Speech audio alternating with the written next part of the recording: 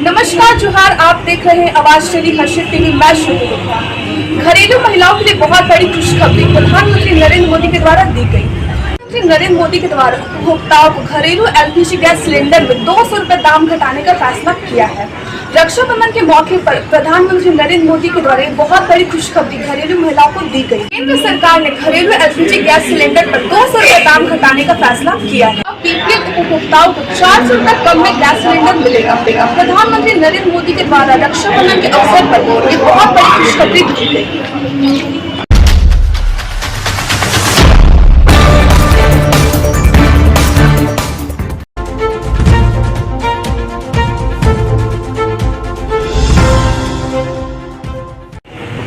नमस्कार जोहार, आप देख रहे हैं आवाज़दाली हर्षित टीवी। मैं श्रुति Gupta.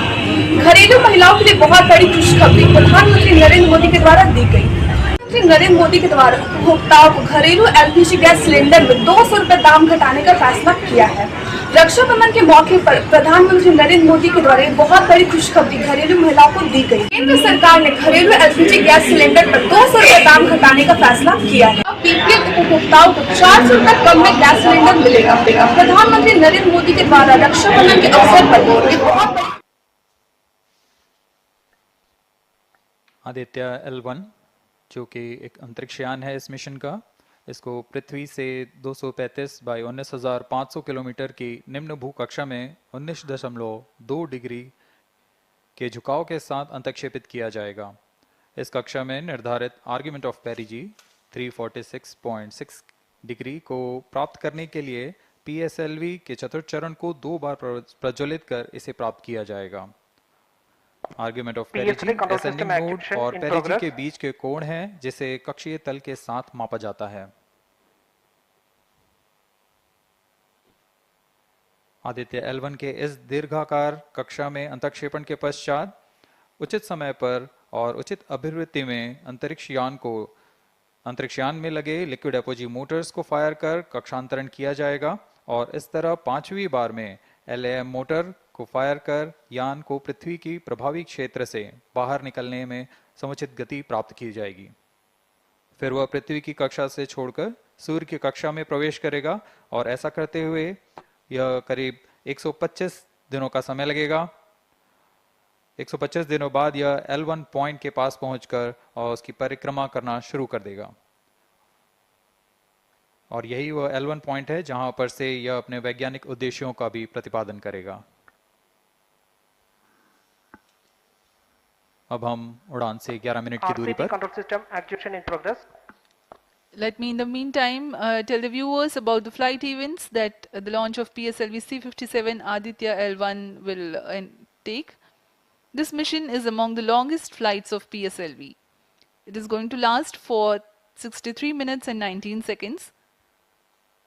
The liftoff coincides with the ignition of core S-139 solid rocket motor and the ignition of the 4 ground-lit strap-ons. While the rocket is at 2.7 kilometers altitude, the 2 air-lit strap-ons also commence their operation. The action time of strap-on motors is 70 seconds and the ground-lit and air-lit strap-ons are separated from the ongoing launch vehicle at 70 and 92 seconds into the flight, respectively. The core S-139 motor continues to thrust till 110 seconds. Since the second stage of PSLV operates on pressure-fed liquid engine, the optimal performance of the engine is ensured if the effect thrust cutoff or separation of the lower stage is countered by additional means of thrust generation. Therefore, the alleged motors provided for this purpose ignite 3 seconds before the first stage separation and continue to thrust for 11 seconds. The second stage, PS2, commences its operation 200 milliseconds after the separation of first stage. By this time, the rocket would have attained 55 kilometers altitude. The closed loop guidance is initiated, which compares the present state of rocket to the intended injection point to compute an optimal trajectory. This happens while the rocket is at 59.7 kilometers altitude. At 204 seconds into the flight, the payload fairing is separated. As the launch vehicle attains 113 kilometers altitude and the dense atmosphere is no longer present around. These events are taking place in the operational regime of the second stage, which lasts for 153 seconds. PS2 is separated 262.4 seconds into the flight at an altitude of 130 kilometers, while the relative velocity is 4.9 kilometers per second. The third stage, PS3, ignites about a second later and burns 418 seconds, during which time it adds 12 kilometers to the altitude and enhances relative velocity tremendously from 4.9 kilometers per second to 7.3 kilometers per second. There is a coast phase of 200 seconds that follow PS3 burnout, during which there is no thrust being developed, but the rocket continues to be steered. At 581 seconds into the flight, the PS3 separates, and the last in the fourth stage of the rocket, together with the Aditya L1 spacecraft, coasts for a long time thereafter. Till 1396 seconds into flight, the tracking stations at Shar, Port Blair, Brunei and back will be acquiring the real-time performance data of the flight. But thereafter there is no visibility period of around 1600 seconds or 27 minutes. The fourth stage burns twice. First time for a duration of 30 seconds and second time for a duration of 472 seconds. The first burn takes place in no visibility zone, and the second burn is tracked by a shipborne terminal placed in Pacific Ocean. About 200 seconds after the completion of second burn of PS4, the injection conditions for the separation of Aditya L1 are expected to be achieved. An altitude of 648.7 kilometers T-7 minutes and a counting. relative velocity of 8.9 kilometers per second, which translates into an orbit of 235 by 19,500 kilometers. The injection event of Aditya L1 will be confirmed by tracking station at Kourou. From the initial placement in low Earth orbit, Aditya L1 will undergo a series of earthbound orbit raising, and eventually it will exit Earth's sphere of influence to reach Lagrange's point L1 in a journey spanning over 4 months. There it will be placed in a halo orbit around L1. This is how India's first observatory class space-based solar mission will take shape. Vehicle is in internal battery power. अब हम उड़ान से 6 minute की दूरी पर हैं। ALS जारी है। सभी जांच सुचारू रूप से जारी हैं। इस दौरान यहाँ उपस्थित आप देखिए, यहाँ External power supplies are withdrawn. Viewers gallery पे, लॉन्च व्यू गैलरी पे उपस्थित जन आक्रोश, इनका रोमांच देखते ही बनता है। इतनी Flight coefficient loading मौसम initiated. यहाँ लगभग 37 डिग्री का टेम्परेचर है, वायु गति 0.8 मीटर पर सेकेंड। इन सब के बावजूद यहाँ Flight loading उपस्थित हुए completed. हैं इस रोमांच को देखने के लिए।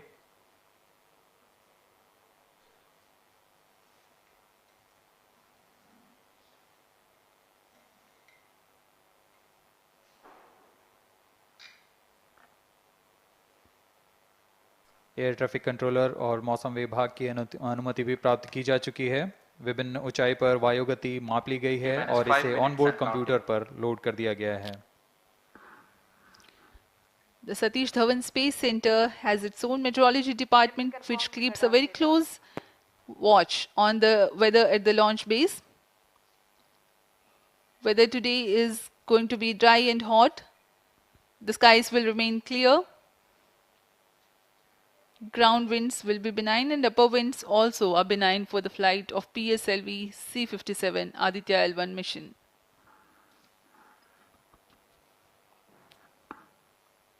We are 4 minutes, 23 seconds to the launch.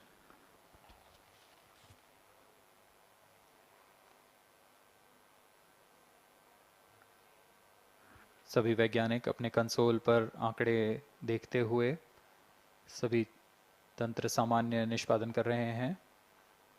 अब हम 4 मिनट की दूरी पर हैं उड़ान से। T-4 minutes and counting. सामान्यतः PSLV के मिशन लगभग 2000 सेकेंड में प्राप्त कर लिए जाते हैं, लेकिन यह मिशन कुछ अलग है। इस मिशन में PSLV के चतुर्थ चरण यानी PS4 को 2 बार में प्रज्वलित कर यह उद्दिष्ट कक्षा प्राप्त की जाएगी। इसका मतलब PS4 को प्रथम Pyro costing and phase wall के बाद batteries are on. प्रज्वलित किया जाएगा, फिर 30 सेकंड प्रज्वलित रहकर यह बंद हो जाएगा, फिर करीब 1600 सेकंड की कोस्टिंग फेज जारी रहेगी। तत्पश्चात फिर से Onboard computers in flight mode. PS4 को प्रज्वलित कर 472 सेकंड तक प्रणोद उत्पन्न किया जाएगा और फिर शांत हो जाएगा। आदित्य L1 के कक्षा की स्थिति प्राप्त होते ही उसे निर्दिष्ट कक्षा में अंतक्षेपित किया जाएगा। इस तरह पूरे मिशन में लगभग 3800 सेकंड का समय लगेगा।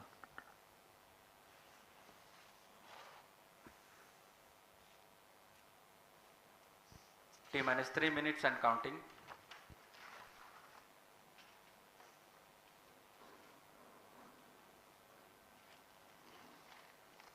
यह PSLV C57 का प्रमोशन यान ट्रैकिंग के संदर्भ में भी काफ़ी जटिल है। इसे ट्रैक करने के लिए शॉर, पोर्ट ब्लेयर, ब्रूने और बैग स्थित ग्राउंड स्टेशन हमें वास्तविक समय पे यान की जानकारी उपलब्ध कराते रहेंगे। लेकिन चतुर्थ चरण के प्रज्वलन के समय यान हमारे ग्राउंड स्टेशन की दृष्टि से दूर जा चुका होगा, इसलिए शिपबोर्न ट्रैकिंग या शिपबोर्न टर्मिनल को दक्षिणी पैसिफिक महासागर में स्थित किया गया है। वह हमें PS4 बर्न 1 और बर्न 2 की जानकारी उपलब्ध कराएगा। इसके बाद PS4 शट ऑफ और आदित्य L1 के अंतक्षेपण की पुष्टि कुरु फ्रेंच गयाना स्थित ग्राउंड स्टेशन से की जाएगी।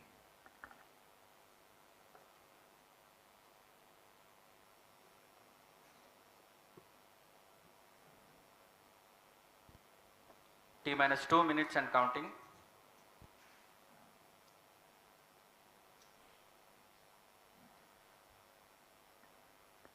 अब हम उड़ान से 1 मिनट 50 सेकंड की दूरी पर। यह PSLV की 59वीं उड़ान होगी और इस PSLV एक्सेल संस्करण में यह 25वीं उड़ान है।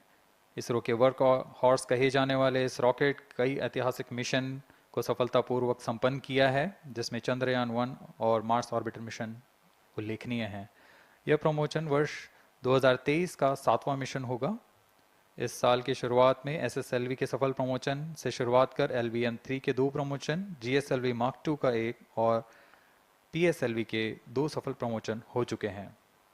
यह PSLV का वर्तमान वर्ष में 3रा मिशन है।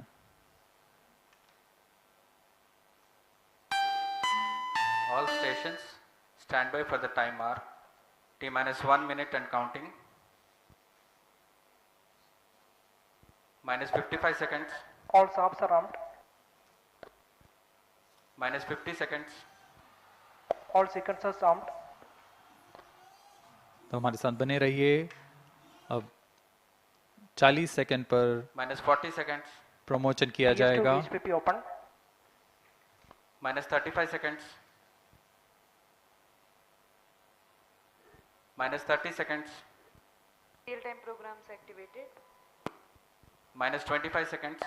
PS2 VSPP open. Minus 20 seconds. PS1 ignition RMS arm. Minus 15 seconds. 10, 9, 8, 7, 6, 5, 4, 3, 2, 1, 0. Plus 5 seconds. Lift off normal. P1 tracking. PT tracking. Plus 10 Magnificent seconds. liftoff of PSLV C57 with Aditya L1 on board.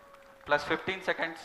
PSLV C57 का सफल उत्थापन और इसके साथ Plus 20 seconds. प्रथम भारतीय सौर अंतरिक्ष यान निकल चुका है सूर्य के Plus तेज से 25 विज्ञान को प्रकाश करने। Air lead strap on ignited. इसके साथ ही Plus एक और 30 कदम seconds. है अंतर्ग्रहीय सफर में भारत की उपस्थिति सिद्ध करने का। आप देख रहे हैं PSLV C57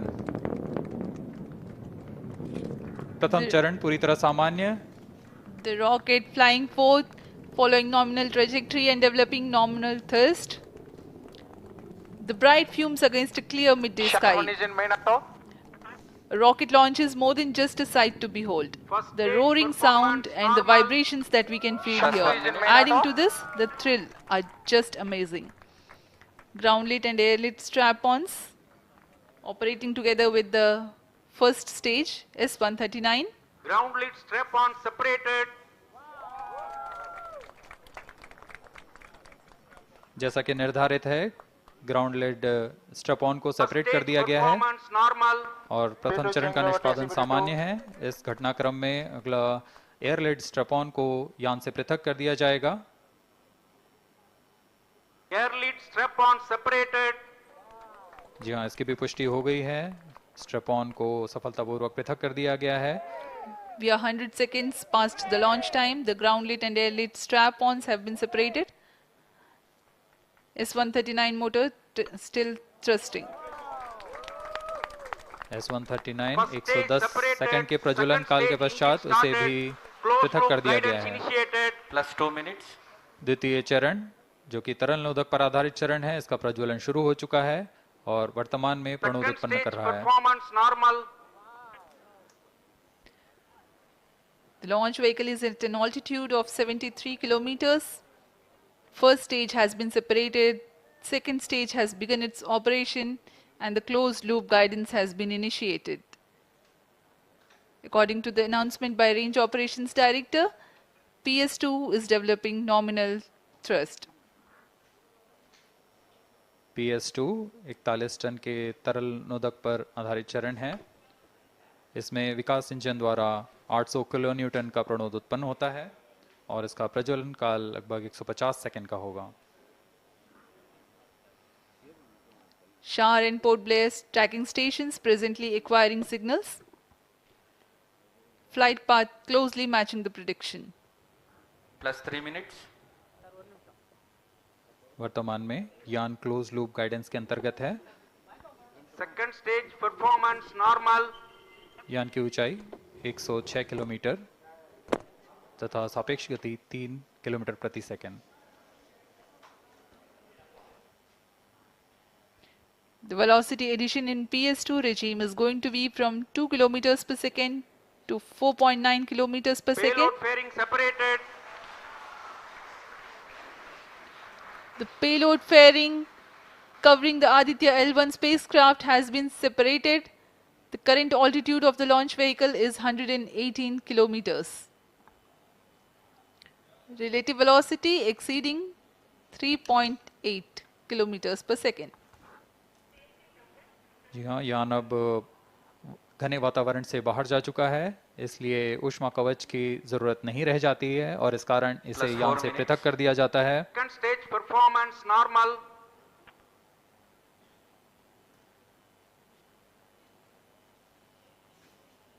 द्वितीय चरण वर्तमान में प्रणोद उत्पन्न करता हुआ और यान पूरी तरह सामान्य प्रदर्शन करता हुआ अपने अनुमानित पथ की ओर बढ़ रहा है।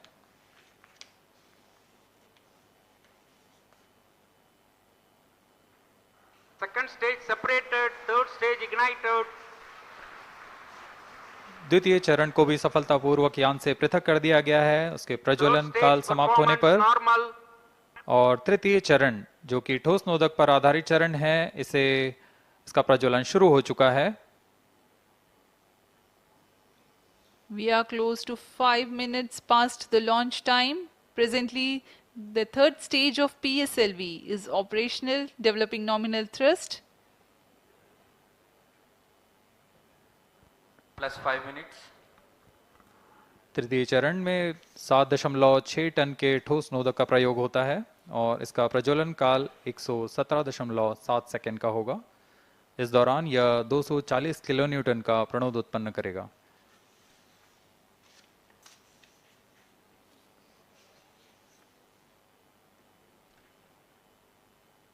वर्तमान में यान की ऊंचाई 134 Third किलोमीटर stage performance तथा normal. सापेक्ष गति 5.96 किलोमीटर प्रति second.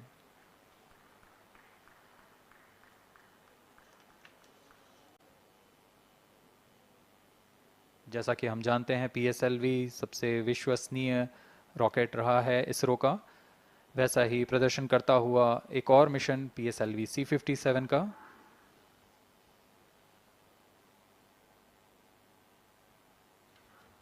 For the present mission, after PS3 completes Plus its 6 burn minutes. duration, a coast phase of 200 seconds will follow, in which the rocket will continue to be steered while there is no development of thrust.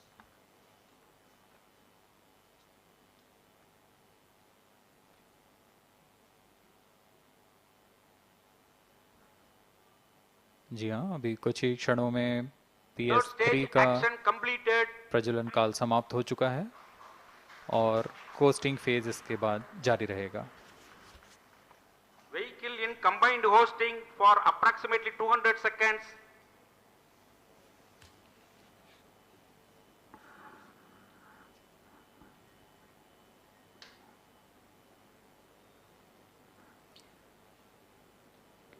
Unique to this mission, the Vehicle PS4 performance normal.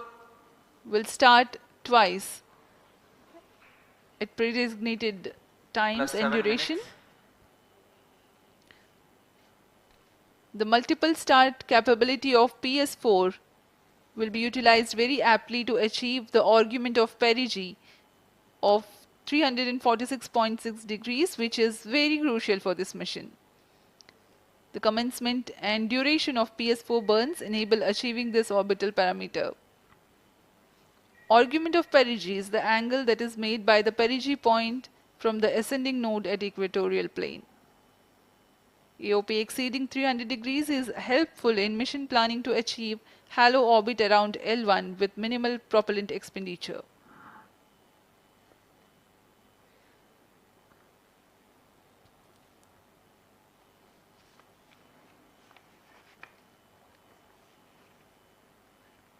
सभी वैज्ञानिक गहनता से अध्ययन करते हुए इन आंकड़ों का, जो कि ग्राउंड स्टेशन द्वारा प्रसारित Plus किए 8 जा minutes. रहे हैं। वर्तमान में PS3, PS4 combined costing phase जारी है। यान की ऊंचाई 170 किलोमीटर तथा सापेक्ष गति 7.32 किलोमीटर प्रति सेकंड है।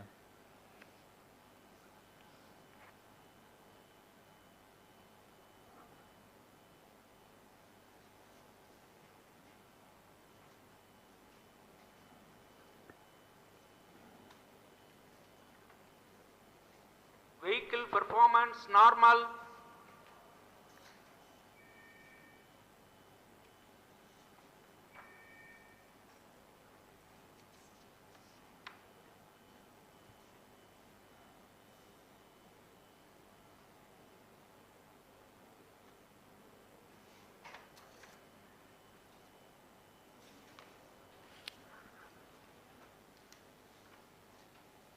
Plus 9 minutes.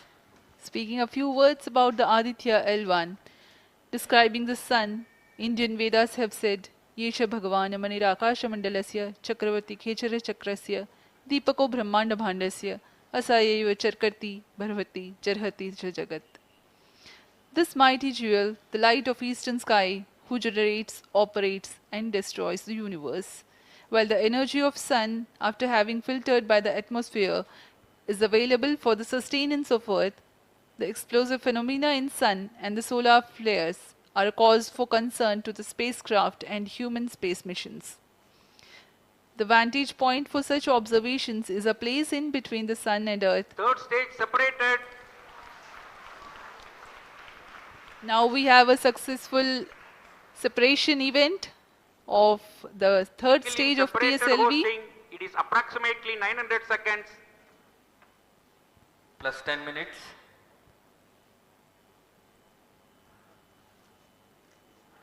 जी हाँ, तृतीय चरण को सफलतापूर्वक Vehicle पृथक कर दिया performance गया है normal. और अब PS4 कोस्टिंग फेज पर है। इस दौरान कोई भी प्रणोद उत्पन्न नहीं हो रहा है। यान प्राप्त संवेग से आगे बढ़ता हुआ और निर्धारित पथ का अनुकरण करता हुआ जा रहा है।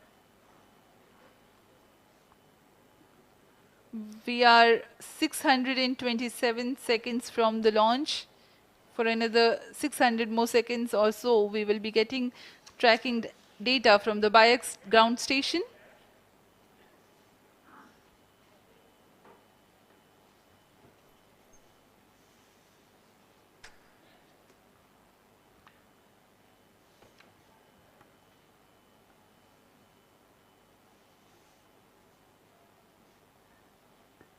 यह कोस्टिंग फेज लगभग 900 सेकंड का होगा। इस दौरान हम आपको कुछ जानकारी देते हैं। लैग्रेंज पॉइंट से जुड़ी कुछ रोचक तथ्य भी हैं, जैसे कि इस पॉइंट का नाम एक इटालियन फ्रेंच गणितज्ञ जोसेफ लुई लैग्रेंज के सम्मान में रखा गया था।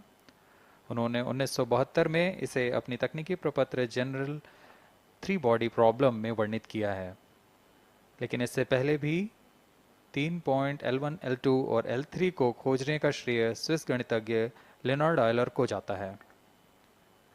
L1 पॉइंट पर नासा ने पहले ही सोलर एंड हेलियोस्फेरिक ऑब्जर्वेटरी सोहो को पहुंचा चुका है और विश्व प्रसिद्ध जेम्स वेब टेलीस्कोप को L2 लैग्रेंज पॉइंट पर स्थापित किया गया है। L1 की Vehicle पृथ्वी से performance सूर्य की normal. दिशा में दूरी लगभग 15 लाख किलोमीटर है और इसे हम एस्ट्रोनॉमिकल यूनिट में 0.01 एस्ट्रोनॉमिकल यूनिट कह सकते हैं। यह पृथ्वी से सूरज की दूरी का केवल 1% है।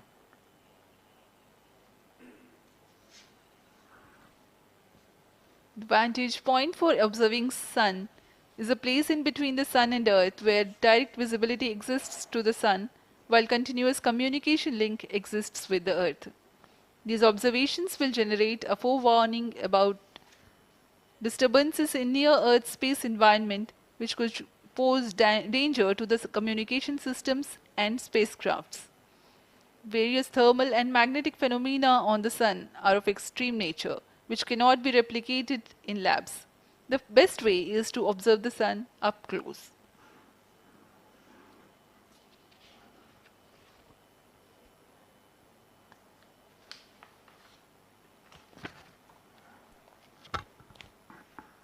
The distance between the Earth and Sun is approximately 150 million kilometers. At the central region of the Sun, known as core, the temperature can reach as high as 15 million degrees Celsius. Power source for the Sun is nuclear fusion of hydrogen atoms that takes place in the core. The visible surface of Sun is relatively cool and has a temperature of about 5500 degrees Celsius. The Aditya L1 spacecraft is planned to be placed in a halo orbit around the Lagrangian point Vehicle 1 performance or normal. L1 of the Sun-Earth system, which is about 1.5 million kilometers from Earth, roughly 1% of the distance to Sun. A halo orbit is a periodic three-dimensional orbit near the Lagrange point in the three-body problem of orbital mechanism. The object in this orbit stays in place by the gravity of Earth and Sun. It requires little energy for station keeping. Several probes have been placed in space to observe the Sun by various space agencies. Lagrange's point L1 is a great location for solar explorers such as Aditya L1, as it allows for an unobstructed view of the Sun that is never eclipsed by Earth. At L1, Aditya L1 will join spacecraft such as ESA NASA's Solar Heliospheric Observatory or SOHO, which has been at L1 since 1996. Lagrange point एक ऐसी जगह है अंतरिक्ष में जहां अगर कोई चीज़ पहुंचती है तो वह वहीं बनी रहती है, क्योंकि लैग्रांज पॉइंट पर दो बड़े द्रव्यमानों का गुरुत्वाकर्षण खिंचाव बराबर हो जाता है और इसमें एक अभिकेंद्रीय बल है कि जो कि पिंड को दोनों द्रव्यमान के साथ बनाए रखता है। ऐसे 5 लैग्रेंजियन पॉइंट्स होते हैं पृथ्वी और सूर्य के बीच। इन पॉइंट्स में अंतरिक्ष यान को भेजकर कम से कम ईंधन की खपत पर या उस स्थान पर अंतरिक्ष प्रयोगों को अध्ययन के लिए बनाए रखा जा सकता है। आदित्य L1 उपग्रह को भी ऐसे ही लैग्रेंज पॉइंट 1 पर स्थापित किया जा रहा है। अंतरिक्ष यान को यहां तक पहुंचने में 125 दिन का समय लगेगा।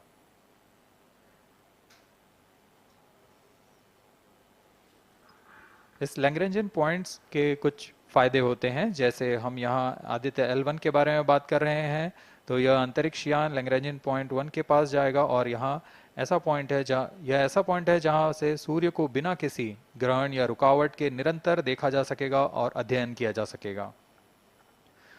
दूसरा फायदा यह कि विभिन्न मापन या विश्लेषणों के लिए किसी भी तरह की रुकावट या कमी नहीं आएगी। वायु न होने की वजह से इससे दूर तक स्पष्ट देखा जा सकेगा। लैंग्रेंज पॉइंट पर इस वेधशाला को रखने का मुख्य कारण यह भी है कि यहाँ उपग्रह लगभग स्थिर रहेगा और उपग्रह के अभिवृत्ति नियंत्रण के लिए अधिक ईंधन की आवश्यकता नहीं होगी।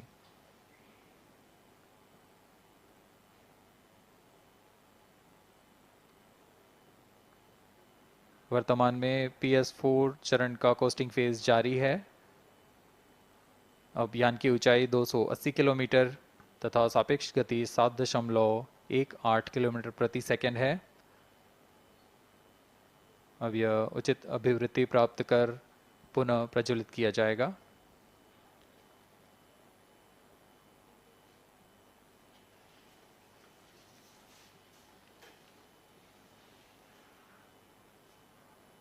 Vehicle performance normal. The Aditya L1 spacecraft carries 7 payloads to observe the protosphere, chromosphere, and corona, which is the outermost layer of the Sun. These payloads use electromagnetic, particle, and magnetic field detectors. First among the 4 remote sensing payloads is Visible Emission Line Chronograph (VELC), which is a prime payload designed as a reflective coronagraph with a multi-slit spectrograph. This payload is developed jointly by Indian Institute of Astrophysics, Laboratory of Electro-Optical Systems, UR Rao Satellite Center, ISRO Inertial Systems Unit, and Space Applications Center.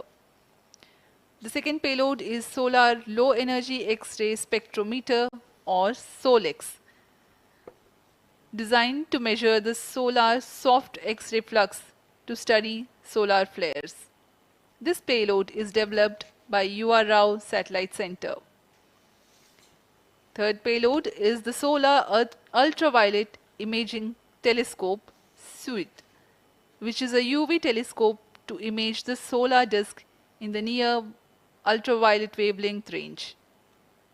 The payload is developed by Inter-University Center for Astronomy and Astrophysics, Pune, LEOS, URSE, and IISU.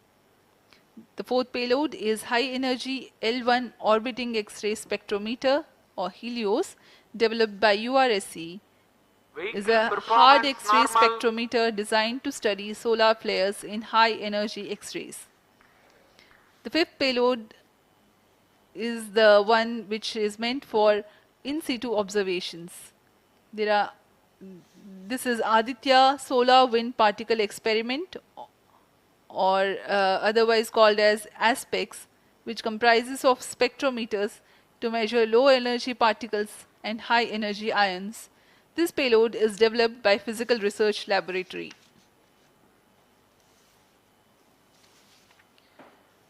The sixth payload is Plasma Analyzer Package for Aditya, in short PAPA. It is designed to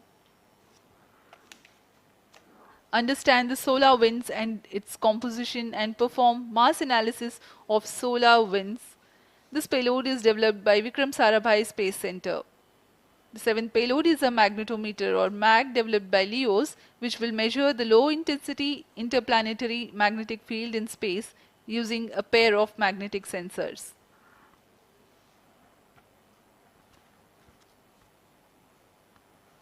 जी हाँ, Aditya L1 उपग्रह में नितभार के बारे में जानते हुए इसमें सुदूर संवेदन नितभार हैं और यथास्थिति प्रेक्षण नितभार लगे हुए हैं।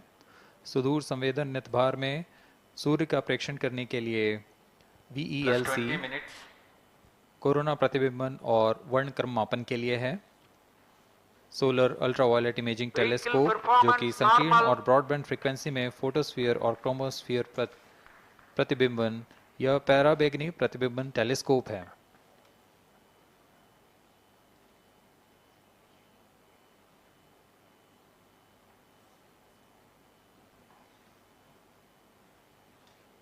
इसी क्रम में अगला है SOLEX, solar low energy X-ray spectrometer, जो कि सॉफ्ट एक्सरे वर्णक्रम मापी है, जो कि सूर्य के प्रेक्षण के लिए प्रयोग किया जाएगा। इसमें HEL1OX high energy L1 orbiting X-ray spectrometer है, जो कि हार्ड एक्सरे वर्णक्रम मापी है। इसकी अभिकल्पना सोलर फ्लेयर के अध्ययन के लिए की गई है।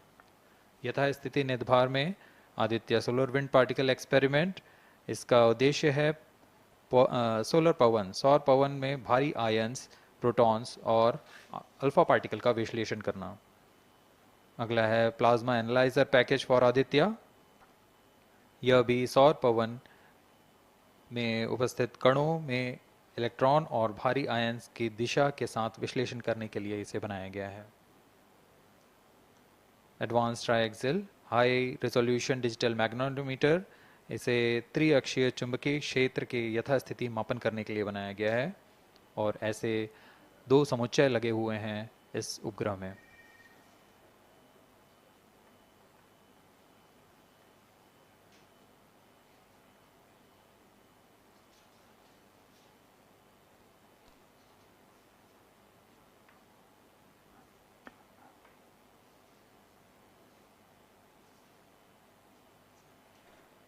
Vehicle performance normal.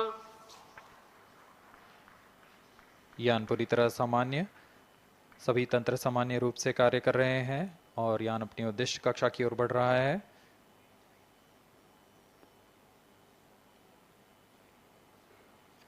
Aditya L1 के नेतभार इसरो व अन्य वैज्ञानिक संस्थानों के साथ मिलकर तैयार किए गए हैं।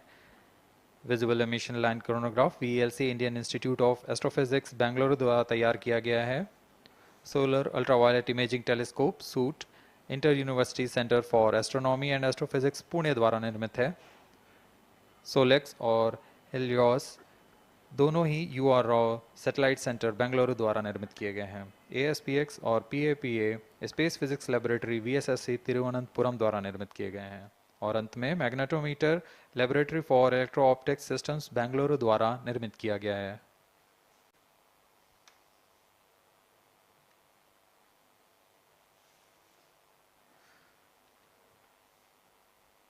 यह कोस्ट फेज जारी रहने वाला है। आइए इस अंतराल में आपको लिए चलते हैं इस मिशन से जुड़ी चर्चा में, जहां वरिष्ठ वैज्ञानिक हमारे प्रश्नों के उत्तर देंगे और फिर इस चर्चा के बाद हम वापस आएंगे लाइव इवेंट्स में। As we are in the low visibility region of the flight path, we take you to the discussion room where the key personnel connected with the Aditya L1 will enlighten more on the payloads and details. Over to discussion room. Welcome viewers. After India has made history with the Chandrayaan-3 moon launch, it has now set its eyes on the sun. These scientific breakthroughs back to back are like feathers on our country's hat. Range operation director. In fact, these celestial As per bodies telemetry are station very deployment important and are considered as Loss of sacred signal bodies for in biodiversity multiple now. global religions. Vehicle is now The in sun is the non-visibility central period. body of our solar The system. non-visibility period The is world revolves approximately around it 6 to 6 and it is a source of During this energy non-visibility for all period, planets including the post-phase Earth. ban won't happen Today over I am the period joined of by time all of the 20 scientists seconds. who have During this played behind the non-visibility scenes to period, make this ground project a the grand staff will be success. updated by And I am operation Srinidhi, on the reaching video out to hall. you from the Flight Satish parameters Dhawan will Space not be Center, updated. All stations, Sriharikota. executives and visitors And are today we'll requested be to in discussing position. about the impact and the benefits of the Aditya L1 space mission. So today we are joined by Dr. Anil Bharatwaj, Director of PRL, Professor Annapurni Subramanian, Director of Indian Institute of Astrophysics, Dr. Sankara Subramanian, Principal Scientist of Aditya L1 mission, Dr. Durgesh Tripathi, PI of SUIT, Dr. Dipankar Banerjee, Director of IRIS, Nainital, Dr. Satish Tampi, PI of PAPA, Plus 25 minutes. and Dr. Vipin K. Yadav, PI of Magnetometer, joining us today for a 25-minute fireside chat on the sidelines of Aditya L1 launch. To start with the principal scientist and PI of SOLEX, Dr. Sankara Subramaniam, why is Aditya L1 mission so important and what are the objectives of this mission? Thanks a lot. I mean, first of all, let me thank ISRO as well as the Government of India for providing a great opportunity for the solar and heliophysics community of the country. Both solar, heliophysics as well as astronomy thrives on data. More the data you have, we get more understanding about the system.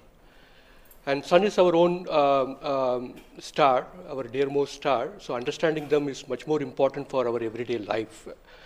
So this mission, Aditya, when it was conceived initially, with a support from our Professor U.R. Rao, along with Dr. Srikumar and Professor G. Srinivasan, we made sure that we will have a unique data set which is not available from any other missions internationally.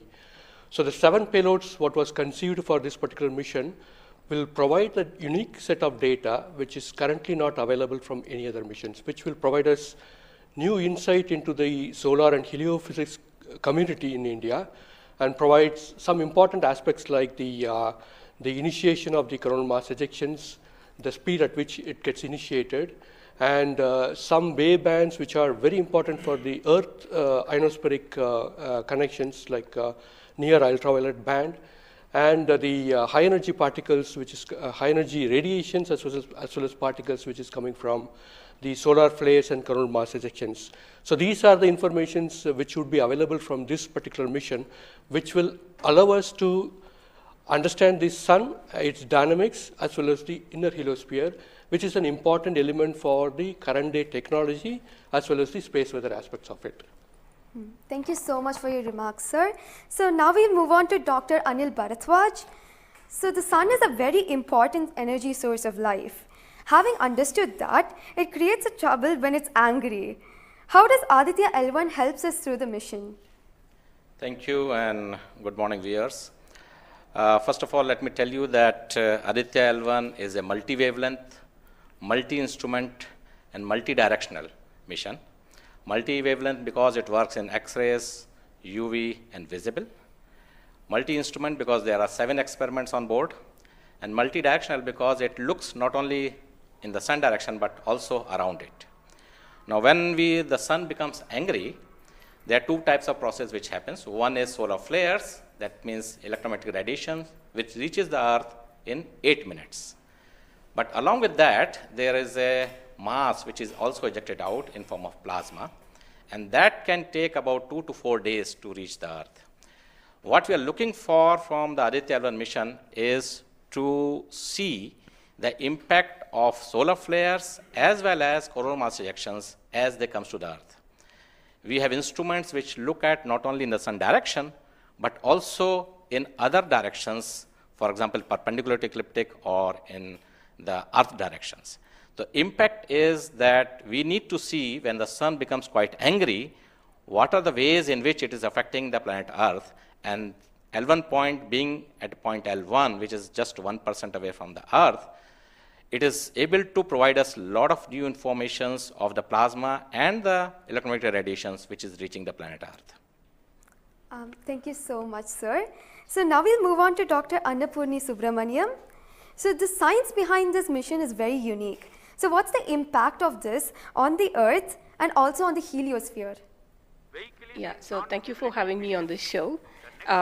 To put the thing in context, I'm the director of Indian Institute of Astrophysics, and we have delivered one of the major payloads on this mission. This is the visible emission line coronagraph. So if you actually look at the words used in it, it is visible because it is seeing the sun and the visible wavelength.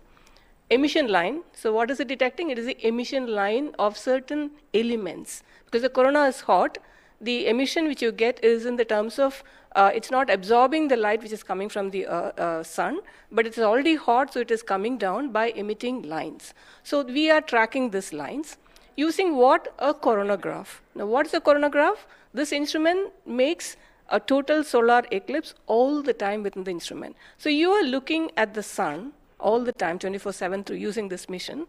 And this instrument looks at the sun as though it is always in total solar eclipse. Now, why you want to have the eclipse all the time? Because you want to see the corona. Why corona? Because when sun burps, when sun is angry, the corona is what it takes the matter away. Now, what is unique about this instrument? This is going to see the corona as close as possible from the disk of the sun. Now, what is so challenging about it? It is because the sun's corona is 1,000,000 times fainter than the disk of the sun. So you have to not see the disk of the sun, but see only the corona. So this instrument is very difficult to make, challenging, but it is made. Now it's going to the orbit. Now what we are planning to study using this instrument is the corona, its dynamics, Through this emission line, you can actually measure the velocity by simple physics called Doppler effect. So you can measure the velocity, you can measure how much matter is moving, and eventually how that matter will come to the Earth and the heliosphere. So it's overall this instrument, along with the others, of course, the other PI will also be explaining about it. So these holistically will give you a lot of information regarding not only the sun, but also the heliosphere. Thank you. That was very interesting, Doctor. Thank you very much. And now we'll move on to Durgesh Tripathi, Dr. Durgesh Tripathi. You are the PI of the for the payload suit. How is that different from other telescopes like Hubble or James Webb? And what are you going to investigate using this? Yeah, so good afternoon. My voice is going to mumble because I'm still in the awe of the launch and one of the payload is gone there. So essentially, JWST, which is James Webb Telescope, and the Hubble Telescope, they are going to look at the universe, different objects, galaxies, star formation, and other objects you see in the universe. Whereas when we talk about Aditya L1, it is going to look at one particular object, which is our sun. And it's also kept on the other side of the Sun-Earth line at the L1 point, whereas the James Webb Telescope went on the other side of the Earth, which is at the L2 point. Now, the scientific difference, of course, they also observe in ultraviolet, but Aditya, as Professor Anil Bharadwaj and also Professor Annapurni Subramanian alluded to, these are multi-wavelength satellite, and they will be observing all across the electromagnetic spectrum. In particular, SUIT is going to be looking at the ultraviolet radiation in 2000 to 4000 angstrom, if that matters to you, emits from the lower and the middle atmosphere of the sun. And what we want to look at that how in general the sun's atmosphere is coupled by looking at the observations at various height, and how actually this radiation is coming and getting absorbed in the Earth's atmosphere, and what kind of effect it can have in the chemistry of ozone and oxygen, for example, and also these explosions which are happening, how much radiation they are creating, and how much effect it might have. Thank you. Thank you very much, sir. And now we move on to Dr. Satish Thampi. You are connected with the payload PAPA. Already the plasma particles on the moon are analyzed. How do you analyze plasma particles in the sun? And what is the importance of solar winds, and how does it impact? Thank you. Thank you for giving opportunity to come into this show. As my colleagues, they mentioned actually about the sun. Today we have the auspicious day where actually we are going to our own star, that is the sun. Just I want to tell to the viewers that actually the sun, which is our hero basically in the solar system. If you look into the mass of the solar system, 99% of the mass of the solar system is occupied by sun. And also this sun is plasma. Now, when we are talking about the heliosphere, actually with this, all our planets are engulfed in that thing. You know, we have been studying in decades, maybe in centuries, we have been studying about the sun. But what we are lacking actually a comprehensive approach, because sun is giving its energy mainly in three forms. The first one is the radiation, actually my colleagues already talked about, which we can do remotely from our ground. But the plasma, basically we are talking about the solar wind, what we call the space plasma, as well as the magnetic field. This can be only studied by in situ. If we study all these radiation, particles and field, then only we will get a full comprehensive understanding of the sun. Now, we are getting the first space-based observatory from the Indian soil, and we are making this opportunity. And of course, I am thankful to ISRO and all my colleagues and my teammates from VSSC and all my scientific colleagues here. This is the opportunity we got actually. We are trying to understand actually all the three things, radiation, particles and field. Already they mentioned about the radiation. Now, Dr. Bibin will be talking about field. Just I want to emphasize on the particles. That's why we named it as PAPA. PAPA means Plasma Analyzer Package for Aditya. This is developed by Space Physics Laboratory in support of Vikram Sarabhai Space Center. And now this instrument has two components. If you look at the solar wind, basically it comprises of 95% protons, then alpha particles roughly around 4 to 5%, then equal number of electrons also. So our PAPA is a comprehensive package measuring both ions and the electrons.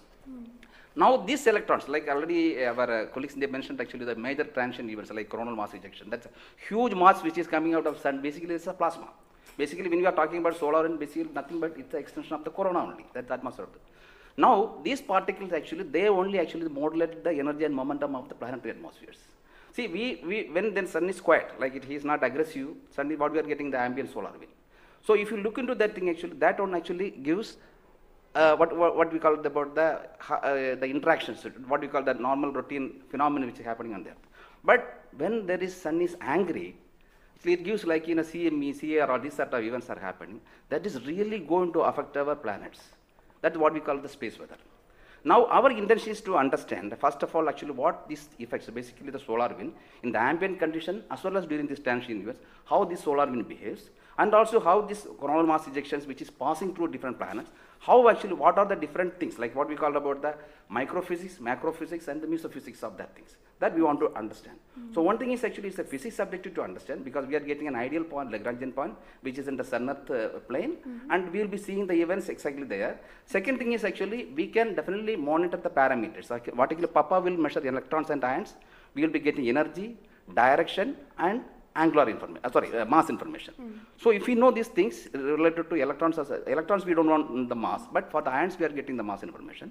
Coupling all this information, actually what we can do is we can derive the plasma moments. That will be definitely going to the modeling part, actually dynamics part, and that will definitely going to tell about the effect of the space weather effects. Yes. So in due course, actually, with the L1, in addition to other L5 missions, we will be able to tell. This is the importance of the plasma missions. Yes. That actually, as you mentioned, actually earlier with the lunar mission we achieved, we tried to understand that thing. Really, it changed, this plasma studies changed the perspective of the moon. Now, Aditya will give more detail about it. Yes. Thank you. Thank you, sir. Thank you so much for that, sir. And now we move on to Dr. Dipankar Banerjee. So, you manage the beautiful solar observatory at Nainital. How do you think the studies of heliophysics will supplement Aditya L1? Can you tell us something about the history of solar observatories in India? That's right. India has a long tradition of looking at the sun from the ground. In fact, from Kodaikanal Observatory, we have been observing the sun for more than 100 years. And also we have beautiful, solar observatory at Udaipur, in the lakeside, and at Nainital. We are looking at the sun. But there are limitations of looking at the sun from the ground because you can only see the lower atmosphere of the sun. So this was very, very important that we could go to the space. And this is a fantastic opportunity. Originally, more than 10 years back, we were only looking at a small satellite program. And then Professor U.R. Rao suddenly came up with this idea, why are we taking baby steps? We should think big. We should go to much longer distance. And then this opportunity came in, the Lagrangian 1 mission. The entire country, all the scientific institution got very much highly motivated. There are multiple payloads were then proposed. So eventually now we have a Lagrangian 1 observatory class mission. And as you heard from my colleagues, that it is a multi-wavelength observatory. So that's very important to have the shorter wavelength coverage from the space. And in addition, the ground-based observations are also important. So a combination of the ground-based telescope and the space-based platform is very, very important.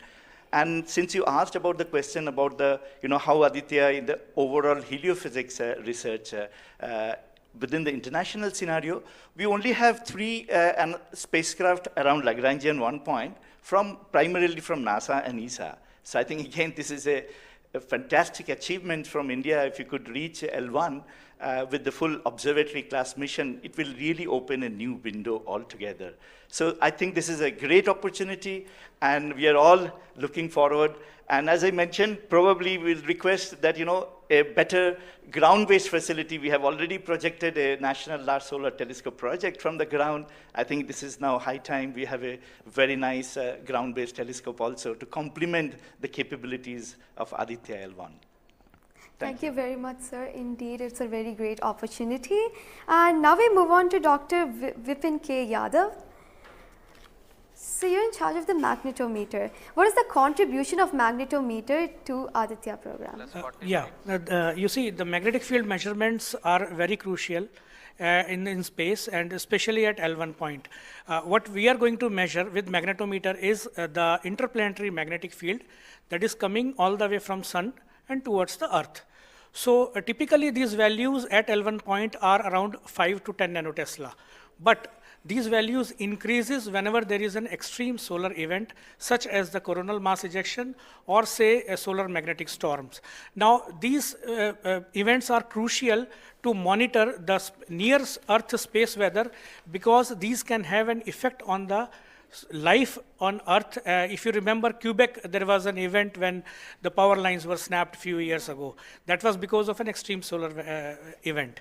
So to keep an eye on the surroundings of Earth, we need these measurements. And apart from that, for solar wind observations also, these measurements will be crucial. Thank you.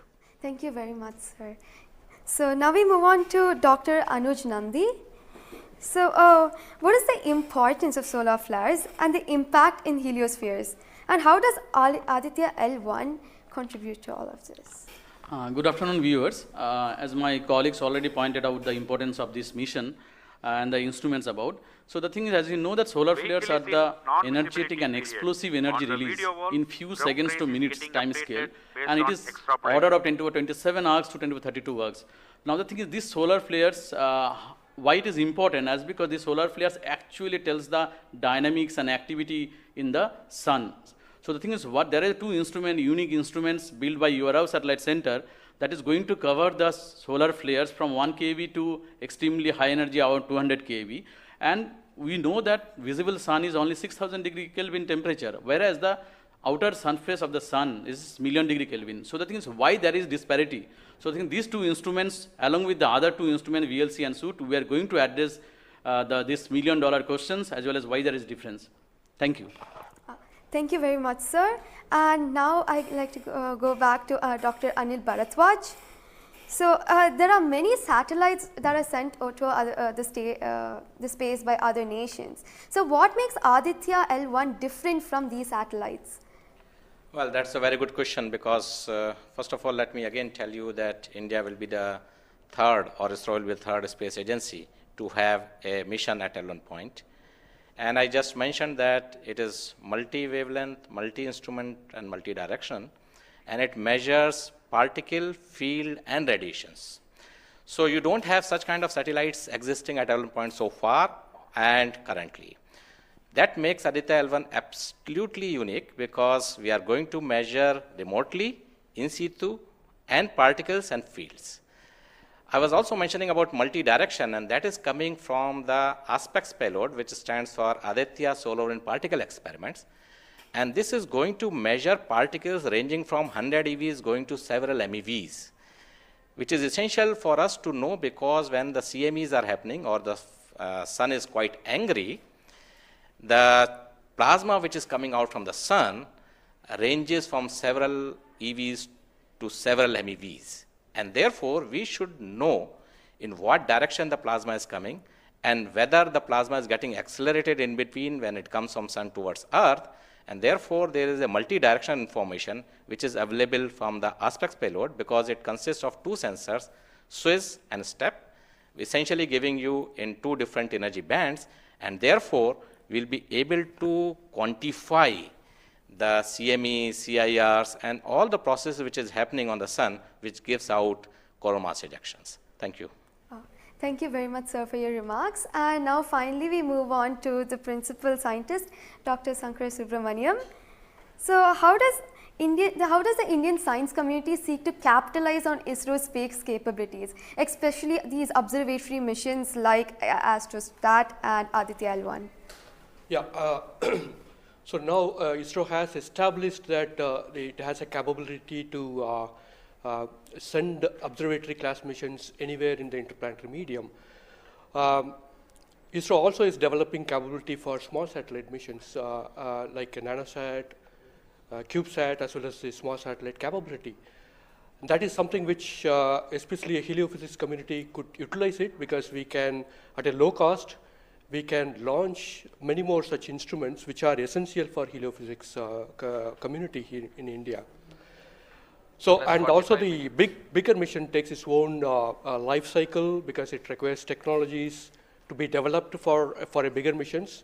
So in between these big missions, if we capitalize on these small satellite missions, and that will enhances the science capability of our country to the next level. And as you know, the science and technologies are always synergized. As the technology improves, your science improves. When I started my career in solar physics, I started with a photospheric magnetic field. Now we are in a position where we can do coronal magnetic field with Aditya L1, which was not feasible when I was doing my PhD. So similarly, as we move on and as the technology starts to improve, we would be able to generate much more capable instruments much more compact instruments which will enable us to do much more science than what we can currently do. So we look forward to capitalize on ISRO's capabilities, both at the large scale as well as at the small scale instruments, and also its capability for developing new technologies in the near future. Thank you very much, sir. That was very interesting. And to end this, I have a last question to Dr. Dipankar Banerjee. And it's about what kinds of outreach is possible through this launch to energize the scientific community? This is a very, very important question, and we are proud to be Indian now after the Chandrayaan success. I think it's just not the students, it's the entire country is excited. And we got this opportunity to now travel towards Sun. So it is very important that the younger generation, comes into the research and also utilizes the data. These scientific missions are for the community, and it has to be the community driven. So some of our scientists, who have been engaged with this mission for decades, we understand what is expected to be, this data. But the younger generation, they need to be trained. And so for that reason, we also have a Aditya support cell at Nainital, and we are going around in the country. We are regularly conducting workshops. So through these workshops and training program, we really want to reach out to other, people who are particularly in the universities or IITs, because they have so far not been directly involved with the Aditya mission. So I think we are really, really going out, and we expect that the youngsters, that the next generation will come and utilize this data, because the data is for the community. So unless, we have more users, we will not be able to effectively utilize the data, scientific data which is coming, and the way we can help the community at large. Thank you. Thank you very much, sir. I think it is very important for us also to reach out to schools and colleges, because the younger generation should be told about this kind of activities which is happening in the country. Chandrayaan 3 launch has galvanized the whole nation, and everybody is interested to know what all is happening in the science and technology within the country. And therefore, this mission, along with the Chandrayaan 3 mission, that is the Aditya L1 mission and Chandrayaan 3 mission, is going to give us a lot of new information which is going to be very beneficial for the country. Thank you. Thank you very much. Thank you everybody for participating in this discussion. And now we move on to the control room. Thank you, Srinidhi, and I thank all the panelists for enlightening us about the high-tech science that Aditya L1 is about to do.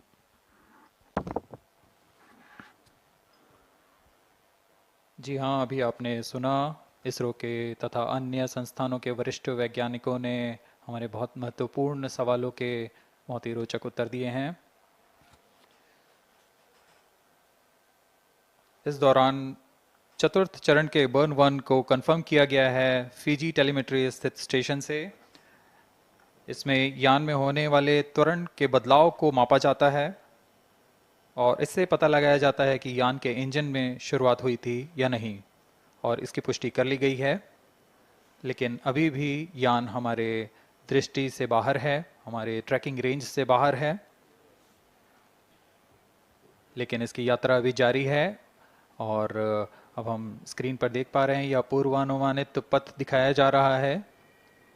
यह अनुमानित पथ है। Ground station से पुष्टि होने के पश्चात यहाँ पर इसकी पुष्टि की जाएगी। आज 11:50 पर प्रमोचित हुए PSLV C-57 रॉकेट की यात्रा अभी भी जारी है। प्रथम, द्वितीय तथा तृतीय चरण के सामान्य कार्यकाल के पश्चात इन्हें यान से पृथक कर दिया गया था। और फिर टर्मिनल acquires telemetry signal. जी हाँ, इसकी पुष्टि हो गई है। शिपबॉर्न टर्मिनल से हमारे यान को ट्रैक कर लिया गया है। At present, ground trace and FPD are updated based on real-time data.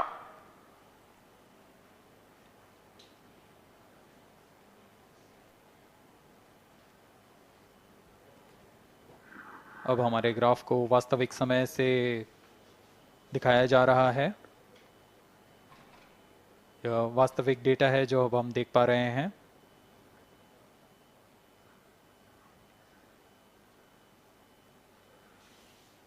Welcome back to the live coverage of PSLV C-57 Aditya L1 mission.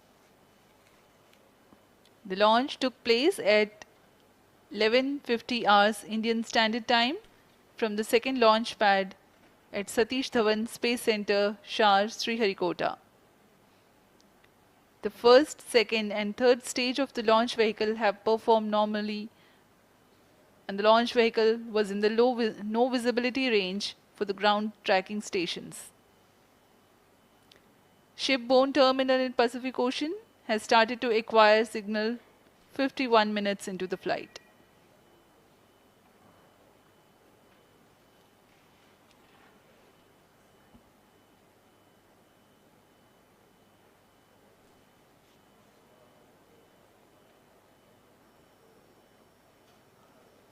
अब कुछ ही क्षणों में हम चतुर्थ चरण के पुनः प्रज्वलन को देखेंगे।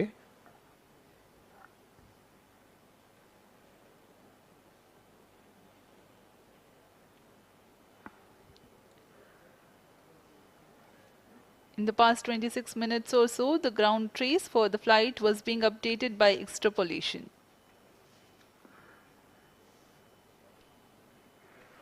Fourth stage engine started for band 2. यहाँ अभी रेंज ऑपरेशन डायरेक्टर ने इसकी पुष्टि की, चतुर्थ चरण का प्रज्वलन शुरू हो चुका है। यह पुनः प्रज्वलन है PS4 का कोस्टिंग फेज के पश्चात। यह वास्तविक समय पे हमें यहाँ आंकड़े उपलब्ध हो रहे हैं क्रूज स्टेशन से। Very happy piece of news here. Normal. Range Operations Director has confirmed the second burn commencement for the PS4 stage.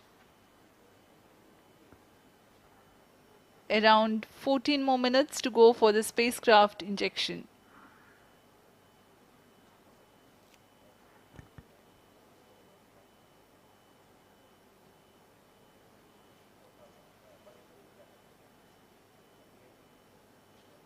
जी हाँ, अभी भी लगभग 14 मिनट बाकी हैं हमारे अंतरिक्ष यान आदित्य L1 को अंतक्षेपण के लिए।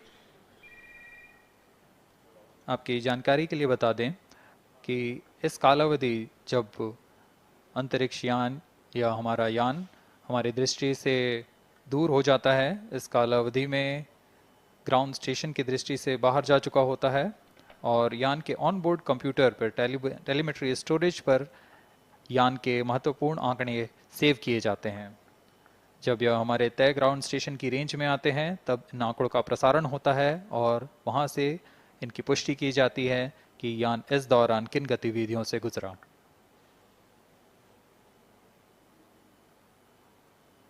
Fourth stage performance normal. The fourth stage performing normally. The second burn is expected to last for 472 seconds.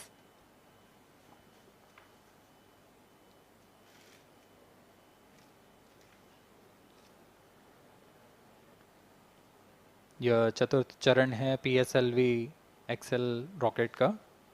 इसमें 2.5 टन के नोदक का इस्तेमाल हो रहा है। यह तरल नोदक हैं। इसमें 2 इंजन लगे होते हैं, हर एक 7.33 किलो न्यूटन का प्रणोद उत्पन्न करता है। इस तरह कुल प्रणोद 14.6 किलो न्यूटन का होता है।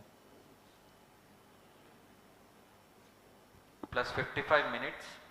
इस प्रज्वलन काल में इसे 472 सेकंड तक प्रज्वलित रखा जाएगा। वरिष्ठ गणमान्य व्यक्ति यहाँ उपस्थित हैं।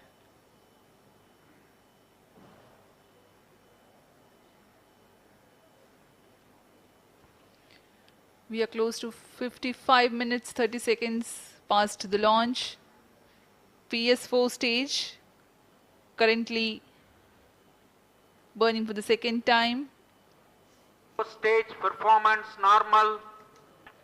Intended trajectory closely matching the prediction. Presently, the shipborne terminal is acquiring the signal.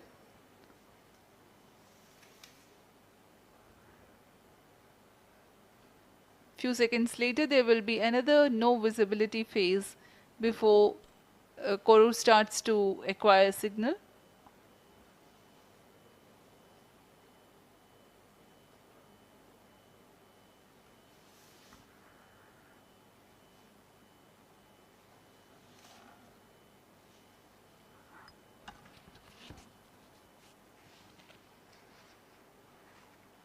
जी अभी द्वितीय बर्न चालू है PS4 स्टेज का। अभी कुछ 200 और सेकेंड जलकर यह शांत हो जाएगा।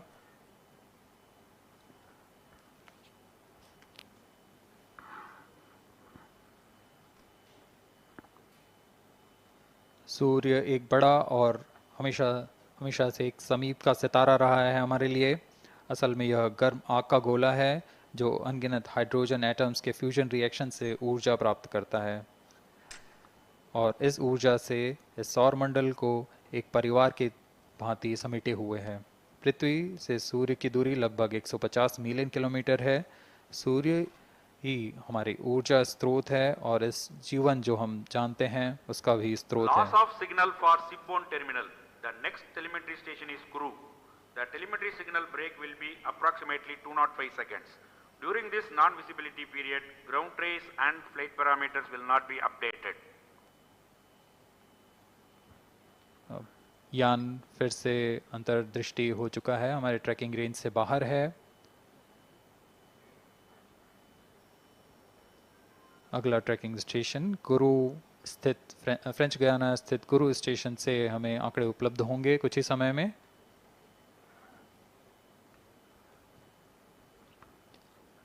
After being injected into the space, the Aditya L1 will not travel directly to the L1 point. Transfer maneuvers will be performed to position the spacecraft in a halo orbit.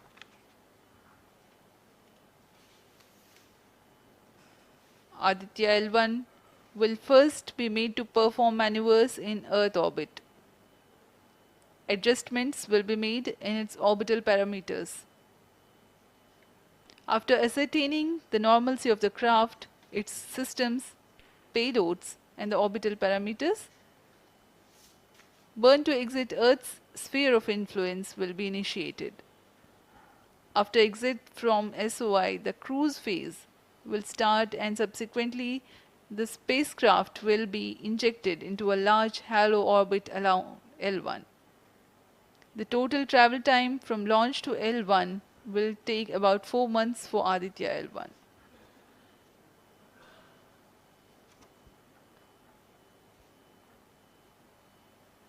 इस दौरान आइए आपको अवगत करा दें आदित्य L1 के मुख्य उद्देश्य से। आदित्य L1 मिशन का मुख्य उद्देश्य है सौर गतिविधियों के विभिन्न पहलुओं में महत्वपूर्ण जानकारियां उपलब्ध कराना और इन गतिविधियों का अंतरिक्ष मौसम के असर का अध्ययन करना। इस कार्य के लिए इसमें 7 निभार लगे हुए हैं जिनकी मदद से आदित्य L1 फोटोस्फीयर, क्रोमोस्फीयर और सूर्य के बाहरी परत के विभिन्न वेवलेंथ में प्रेक्षण कर सकेगा। विशेष वैज्ञानिक उद्देश्य इस प्रकार हैं: सूर्य के ऊपरी परत जिसे हम कोरोना के नाम से जानते हैं, इसके गतिकी का अध्ययन करना, क्रोमोस्फीयर और कोरोनल तापमान, आंशिक रूप से आयनिक प्लाज्मा की भौतिकी, कोरोनल मास इजेक्शन की शुरुआत और फ्लेयर्स का अध्ययन, सूर्य के कण की गतिशीलता के अध्ययन के लिए आंकड़े प्रदान करना और यथास्थिति कण और प्लाज्मा वातावरण के प्रेक्षण करना। +1 hour.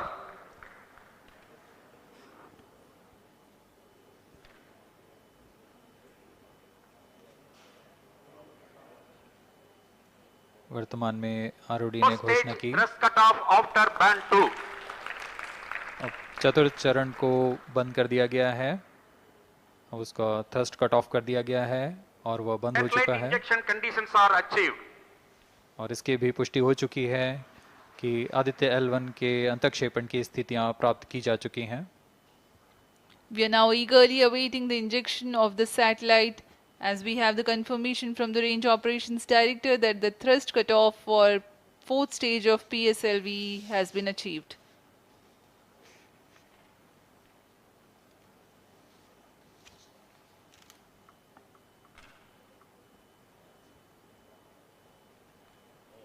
We are 1 hour into the flight.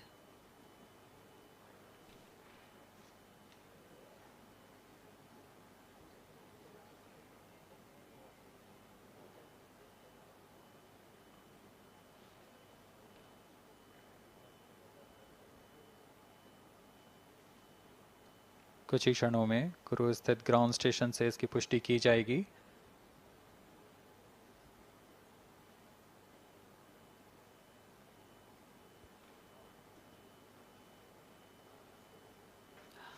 Highly anticipated event next is the separation event of Aditya L1 spacecraft.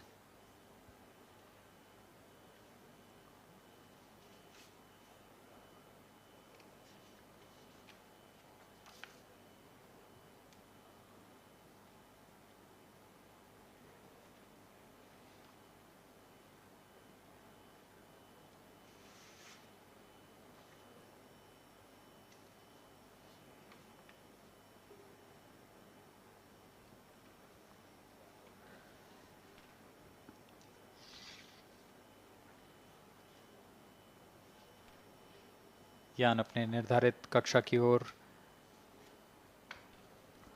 कुछ ही क्षणों में इसकी पुष्टि होनी बाकी है।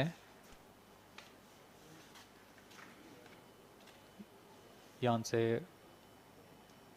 अंतरिक्ष यान आदित्य L1 का सफलतापूर्ण अंतक्षेपण अभी बाकी है।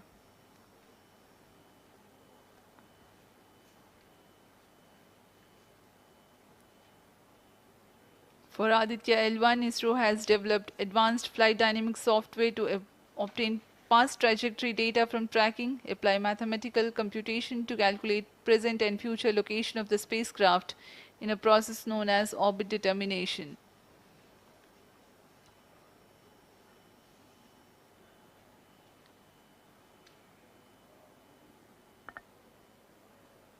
But the correct orbital parameters at the time of injection are of prime importance.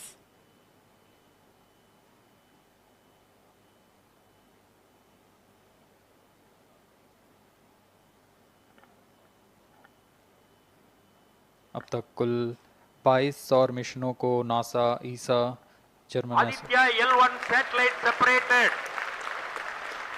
और जिसका इंतजार था वह पल आ चुका है। इसकी पुष्टि कर दी गई है। Aditya L1 Aditya L1 mission accomplished. Handing over to mission director. And we have a confirmation of Aditya L1 separation. The mission has been accomplished. John. C57 has injected Aditya L1 satellite into the desired intermediate orbit. PSLV C57 Aditya L1 mission is accomplished. Aditya L1 को पूर्ण परिशुद्धता से इसके निर्धारित कक्षा में स्थापित कर दिया गया है। इसके बाद वह अपने आगे की सफर जारी रखेगा L1 पॉइंट के लिए।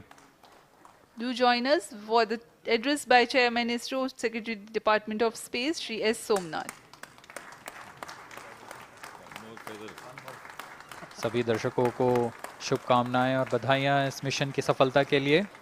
अब हम आपको लिए चलते हैं अध्यक्ष महोदय के एड्रेसिंग के लिए।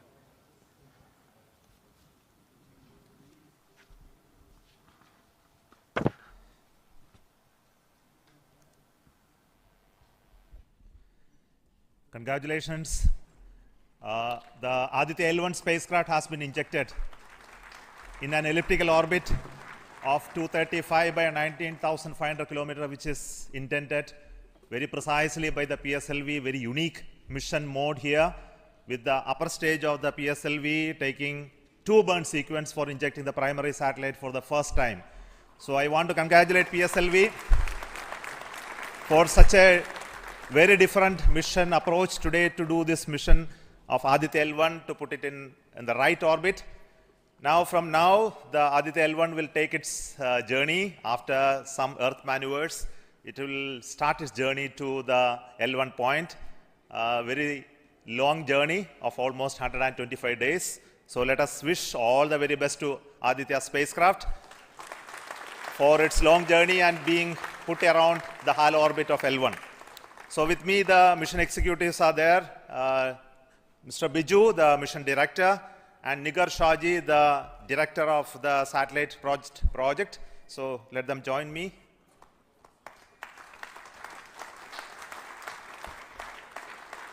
Our Honorable Minister of State for Science, Technology and Space is here, Dr. Jitendra Singh. So I request him to speak a few words.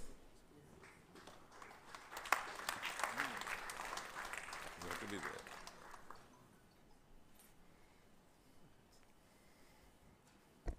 Congratulations, India.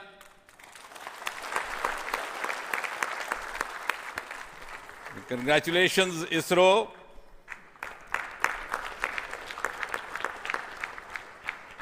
And while the whole world watched this with bated breath, it is indeed a sunshine moment for India.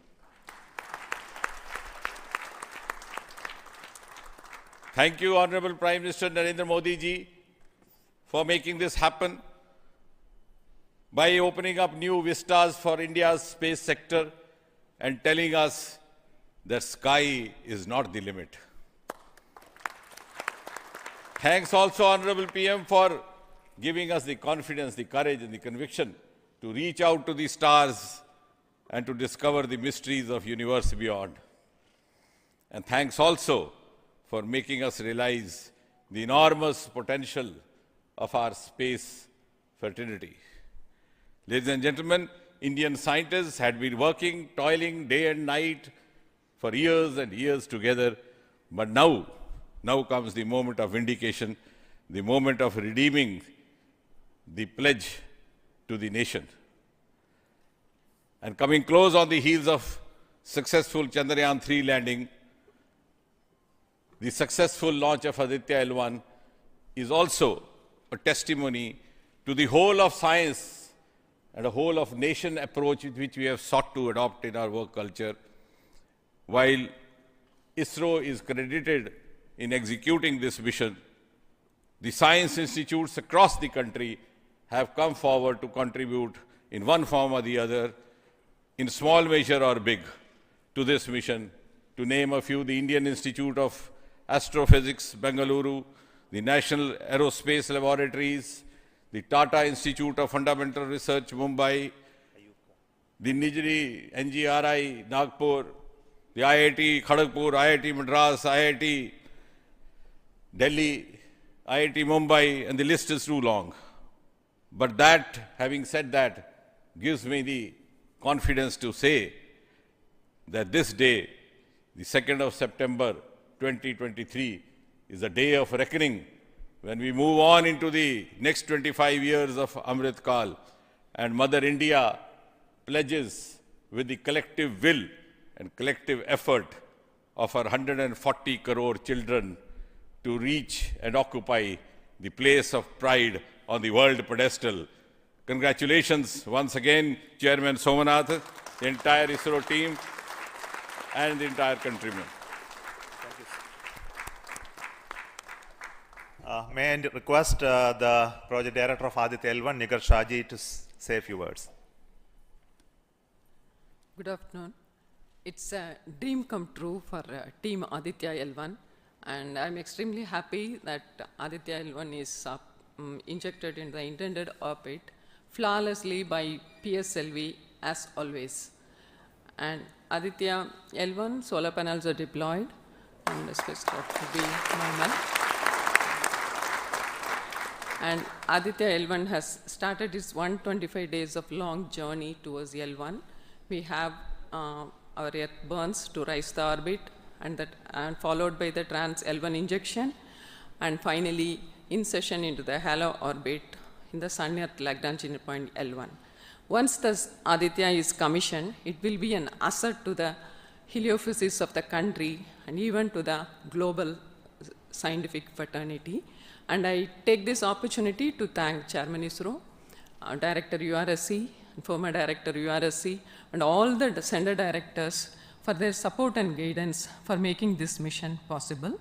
And my thanks are due to my project team and all the project executives across the center, payload teams, especially the teams from the IAA and IUCA, for the relentless effort in building the payload as well as the spacecraft. And my special thanks to the expert committee who have been guiding all through the entire project life cycle. And I thank all the industrial partners and the entire URSC team for their invaluable contribution. And I feel really honored and privileged to be part of this mission. And at this juncture, I would like to remember Professor U.R. Rao, who sowed the seed for this mission, and looking forward for a successful halo orbiting session and further great science output from the Aditya L1 mission. Thank you all. Sri Biju, the mission director and the project director of PSLV. Good afternoon to all. My big salute to all of you for achieving this wonderful mission of Aditya. We have injected Aditya in its intermediate orbit. PSLV in its 59th mission has successfully accomplished injecting Aditya L1 in its intermediate orbit. It's all because of the dedicated effort of all of you. The challenging requirements given by satellite team was indeed very it was very challenging to meet the orbital requirements. We have gone for a new mission design strategy. We have gone through numerous simulations to validate this, and that is the proof that you are having now. I take this opportunity to thank each and every one of you for achieving this wonderful mission. I take this opportunity to thank all my review forums, chairman and members of all review forums, and our industry partners for giving high reliable systems for PSLV, and all our family members. With this, our capability of PSLV has increased manifold to venture into new missions, to new and challenging missions. I take this opportunity to thank my project team led by our Sri MJ Lal, as well as Damodaran, Vehicle Director and Associate Vehicle Director, in leading the entire campaign. I wish our satellite team an excellent time ahead for completing all the operations and completing all scientific objectives they have envisaged. Thank you all. Thank you very much.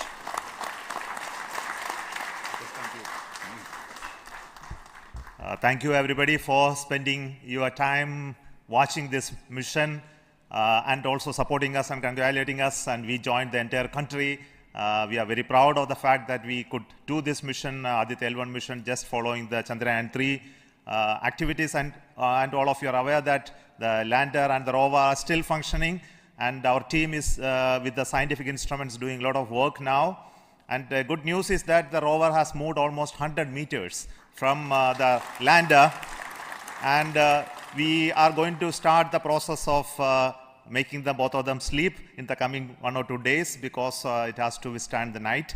So until we hear about them later, so I would like to say big thanks to each one of you for the support and encouragement and blessings that you are giving to us for continuing the work of building the very strong space infrastructure and capability for India, and which will be becoming one of the strong pillars of science and technology for this nation. And thank you so much for the contributions once again, and wish you all the best for meeting you for next mission from Satish Dhawan Space Center. Thank you.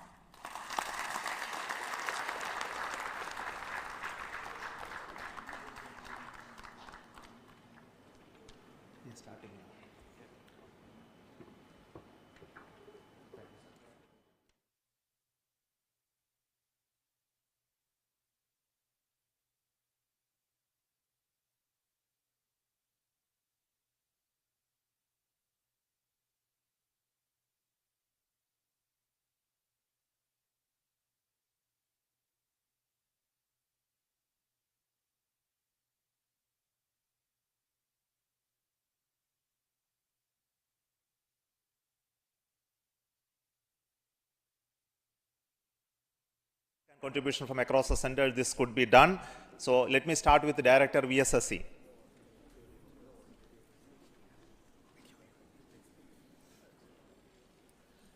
Good afternoon, India.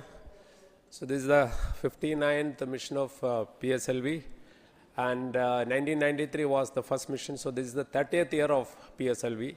So it's PSLV is on the threshold of Shashti Purti. With the next launch, it will be making 60th launch.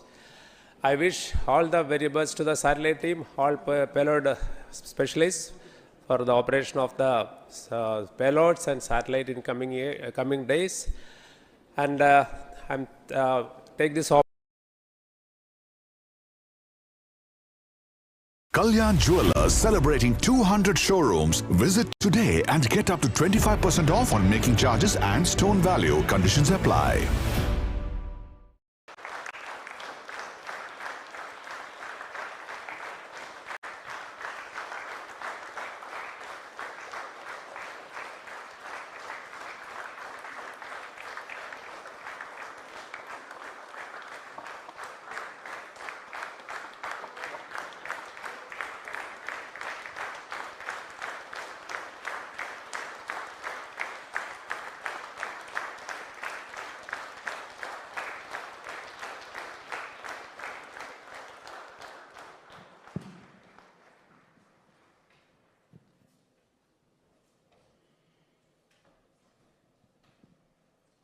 आदरणीय प्रधानमंत्री जी, आपको सुस्वागतम.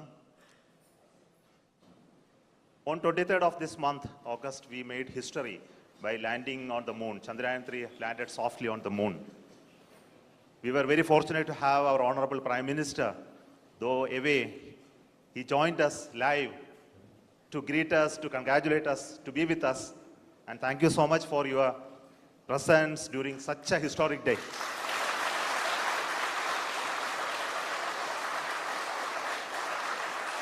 You promised us that you will come and meet us on that day.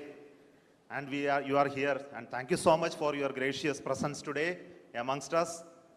And today we look forward to your words of wisdom, your vision, your expectation from us. And for all those words, we are at ears to you. Honorable Pradhana Mantri ji, आपको मेरा स्वागत इस रो में, ये control centre में. Thank you, sir.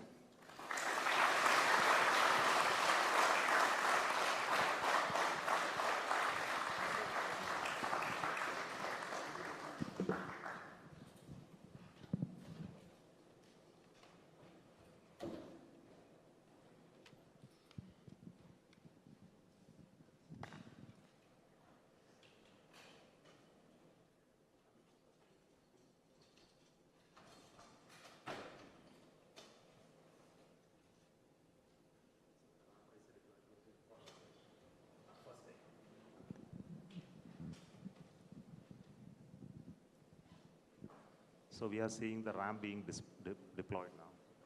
This is animation. We'll see the real.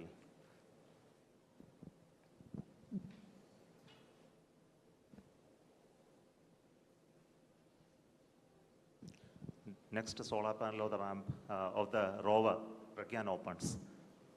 Then it establishes communication with the lander.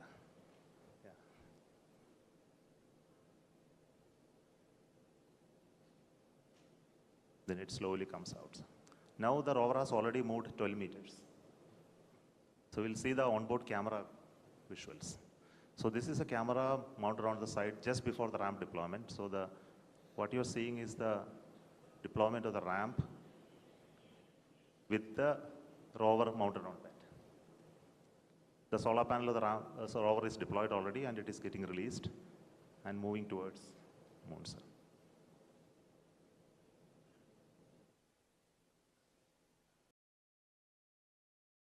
So these images take a lot of time to come to Earth because data rate and processing. So now this is the early morning image of today morning. The rover is almost out of the field of view. It will turn in the day today and look at the lander and take more pictures. Thank you.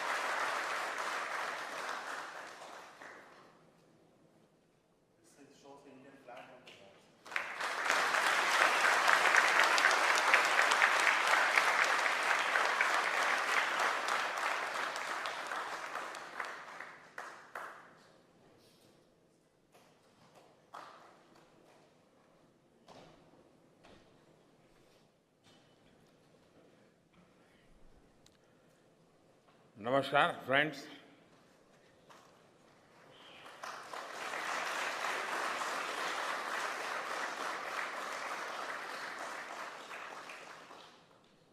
आप सभी के बीच आकर आज एक अलग ही खुशी महसूस कर रहा हूं। शायद ऐसी खुशी बहुत रेयर ओकेजन होते हैं जब तन मन खुशियों से भर गया हो। और व्यक्ति के जीवन में कई बार ऐसी घटनाएं घटती हैं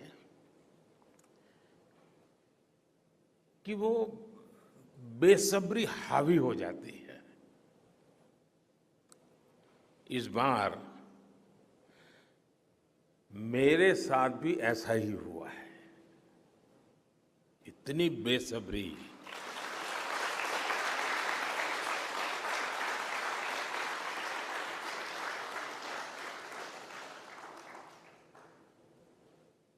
मैं साउथ अफ्रीका में था, फिर ग्रीस का कार्यक्रम था तो वहां चला गया, लेकिन मेरा मन पूरी तरह आपके साथ ही लगा हुआ था।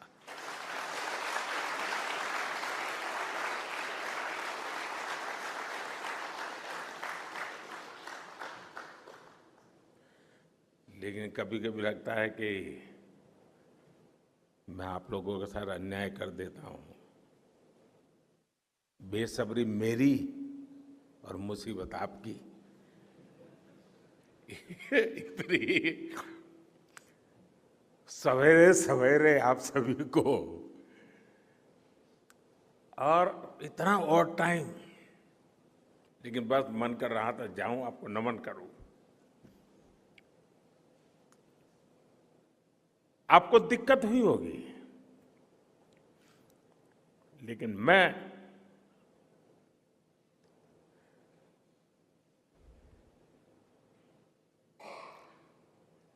भारत में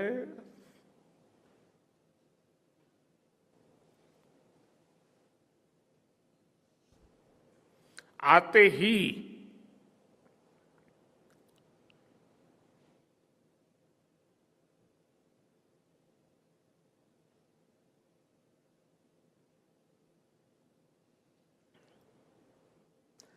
जल्द से जल्द आपके दर्शन करना चाहता था।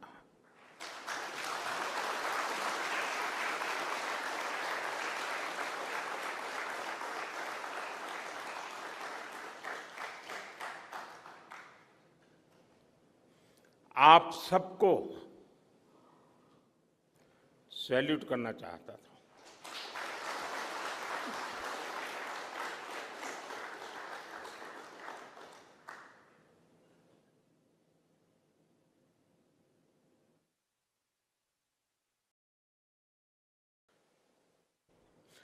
सैल्यूट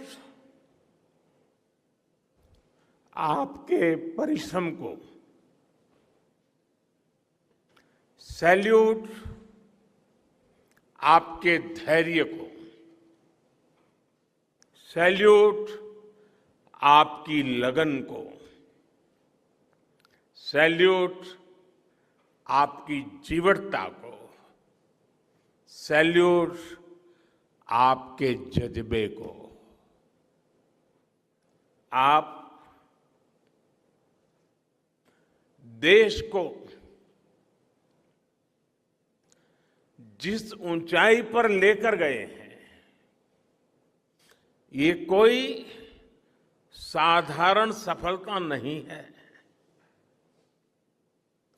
ये अनंत अंतरिक्ष में भारत के वैज्ञानिक सामर्थ्य का शंखनाद है।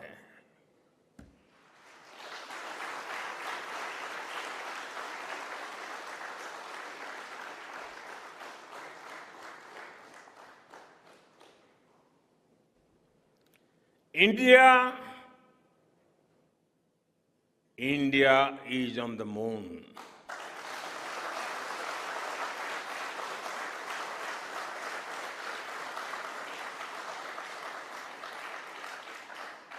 We have our national pride placed on the moon.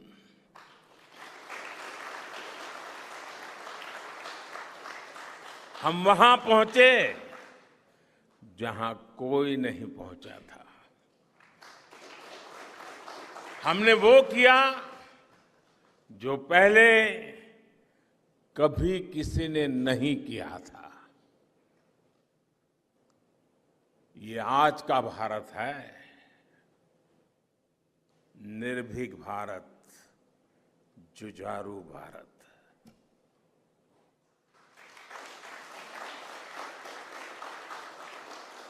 ये वो भारत है जो नया सोचता है, नए तरीके से सोचता है, जो डार्क जोन में जाकर भी दुनिया में रोशनी की किरण फैला देता है।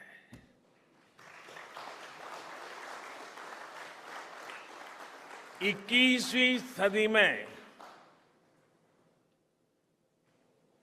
यही भारत दुनिया की बड़ी बड़ी समस्याओं का समाधान करेगा। मेरी आंखों के सामने 23 अगस्त का वो दिन, वो एक एक सेकंड बार बार घूम रहा है।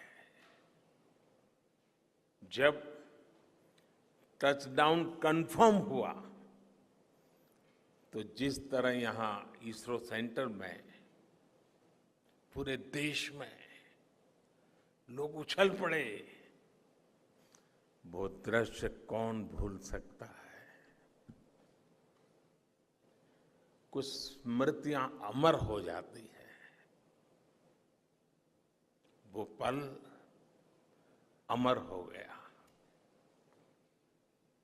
वो पल इस सदी के सबसे प्रेरणादायी क्षणों में से एक है।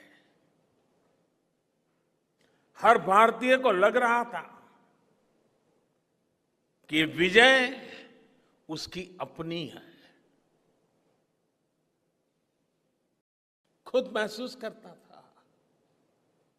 हर भारतीय को लग रहा था कि जैसे वो खुद एक बड़े एग्जाम में पास हो गया है। आज भी बधाइयां दी जा रही है,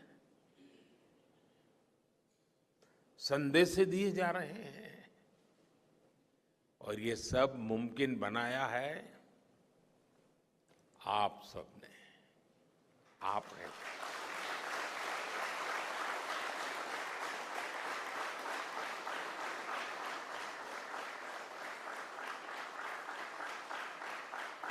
देश के मेरे वैज्ञानिकों ने ये मुमकिन बनाया है। मैं आप सबका जितना गुणगान करूं वो कम है। मैं आपकी जितनी सराहना करूं वो कम है। साथियों, मैंने वो फोटो देखी जिसमें हमारे मून लैंडर ने अंगद की तरह चंद्रमा पर मजबूती से अपना पैर जमाया हुआ है।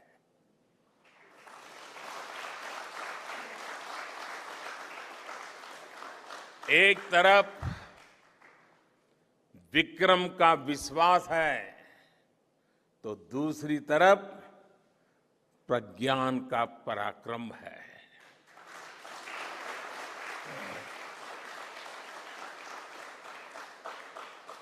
हमारा प्रज्ञान लगातार चंद्रमा पर अपने पद चिन्ह छोड़ रहा है। अलग अलग कैमरों से ली गई जो तस्वीरें अभी रिलीज हुई और मुझे देखने का सौभाग्य मिला, वो अद्भुत है। मानव सभ्यता में पहली बार धरती के लाखों साल के इतिहास में पहली बार उस स्थान की तस्वीर मानव अपनी आंखों से देख रहा है। और ये तस्वीर दुनिया को दिखाने का काम भारत ने किया है।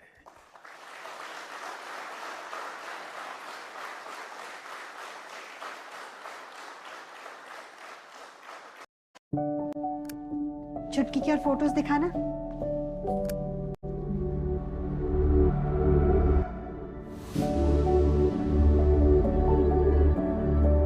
खुल के बात होती है जब ज्यादा प्राइवेसी मिलती है।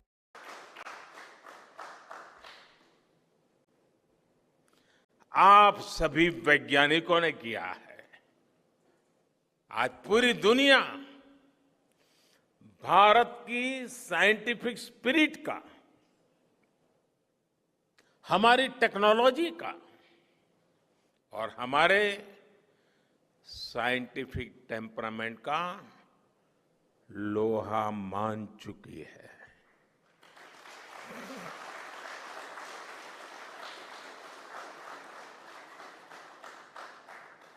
चंद्रयान महाअभियान सिर्फ भारत की नहीं बल्कि पूरी मानवता की सफलता है।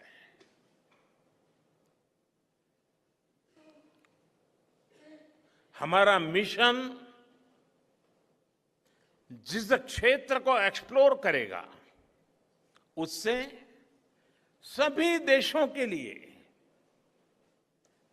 मून मिशंस के नए रास्ते खुलेंगे। ये चांद के रहस्य को तो खोलेगा ही, साथ ही धरती की चुनौतियों के समाधान में भी मदद करेगा। आपकी इस सफलता के लिए मैं एक बार फिर सभी वैज्ञानिकों को, टेक्नीशियंस, इंजीनियर्स और चंद्रयान महाअभियान से जुड़े सभी सदस्यों को बधाई देता हूं।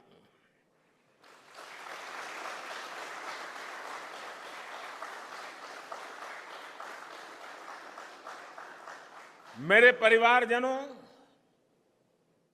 आप जानते हैं कि स्पेस मिशंस के टच डाउन पॉइंट को एक नाम दिए जाने की वैज्ञानिक परंपरा है।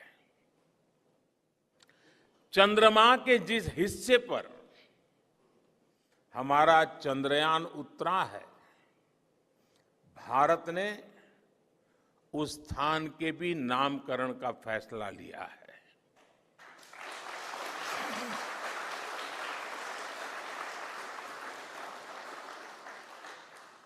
जिस स्थान पर चंद्रयान 3 का मून लैंडर उतरा है, अब उस पॉइंट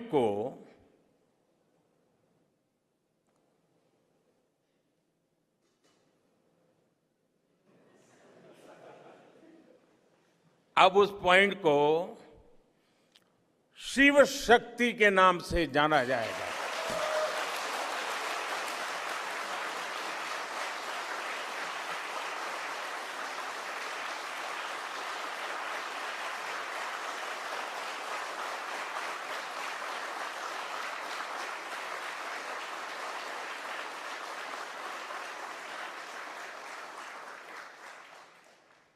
शिव में मानवता के कल्याण का संकल्प समाहित है और शक्ति से हमें उन संकल्पों को पूरा करने का सामर्थ्य मिलता है। चंद्रमा का शिव शक्ति पॉइंट हिमालय से कन्याकुमारी से जुड़े होने का बोध कराता है।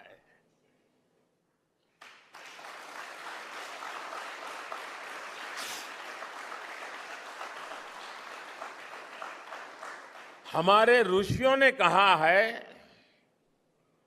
येन कर्माण्य पशो मनीषिणो यज्ञे कुण्वन्ति विद्येषु धीरः यत्पूर्व यक्षमन्तः प्रजानां तन्मे मनः शिव संकल्पमस्तु। अर्थात जिस मन से हम कर्तव्य कर्म करते हैं, विचार और विज्ञान को गति देते हैं, और जो सबके भीतर मौजूद है, वो मन शुभ और कल्याणकारी संकल्पों से जुड़े।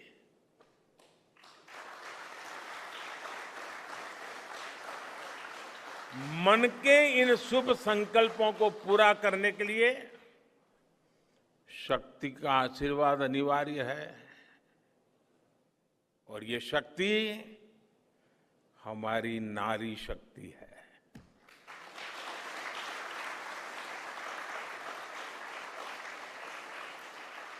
हमारी माताएं बहनें हैं।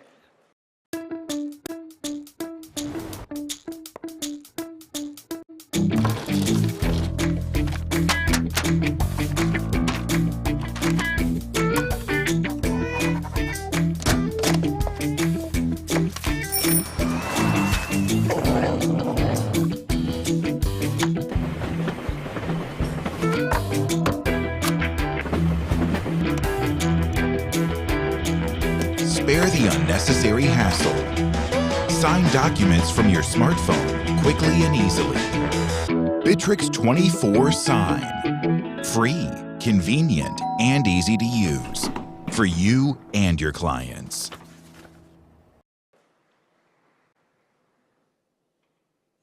हमारे यहाँ कहा गया है, सृष्टि स्थिति विनाशानां शक्ति भूते सनातनी। अर्थात निर्माण से प्रलय तक पूरी सृष्टि का आधार नारी शक्ति ही है।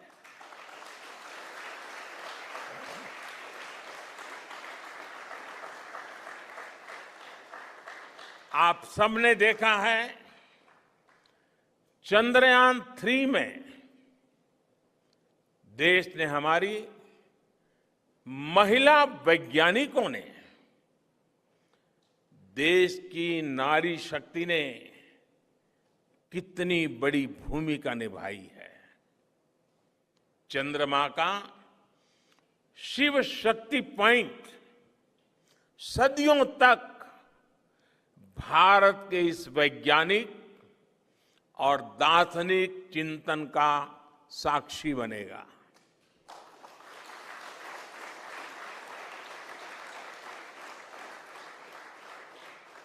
ये शिव शक्ति पॉइंट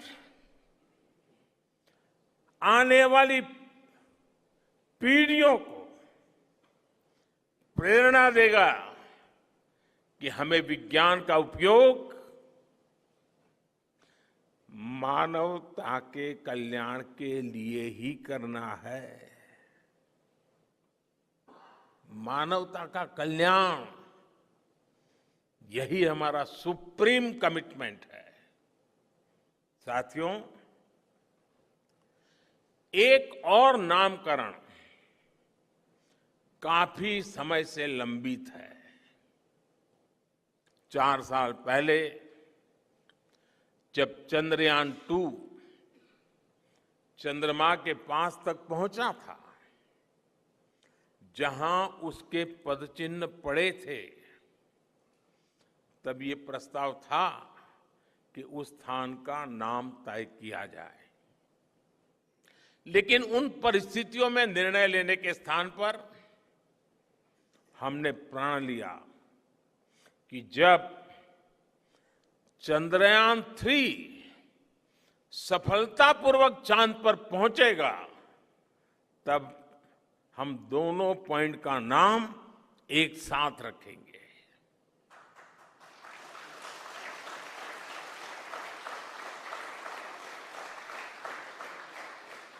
और आज मुझे लगता है कि जब हर घर तिरंगा है, जब हर मन तिरंगा है और चांद पर भी तिरंगा है, तो तिरंगा के सिवाय चंद्रयान 2 से जुड़े उस स्थान को और क्या नाम दिया जा सकता है।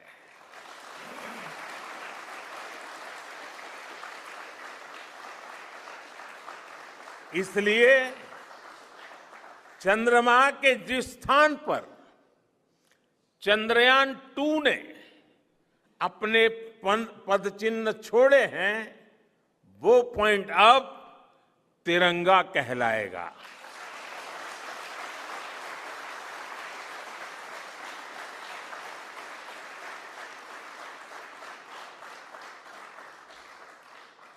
ये तिरंगा पॉइंट भारत के हर प्रयास की प्रेरणा बनेगा। ये तिरंगा पॉइंट हमें सीख देगा कि कोई भी विफलता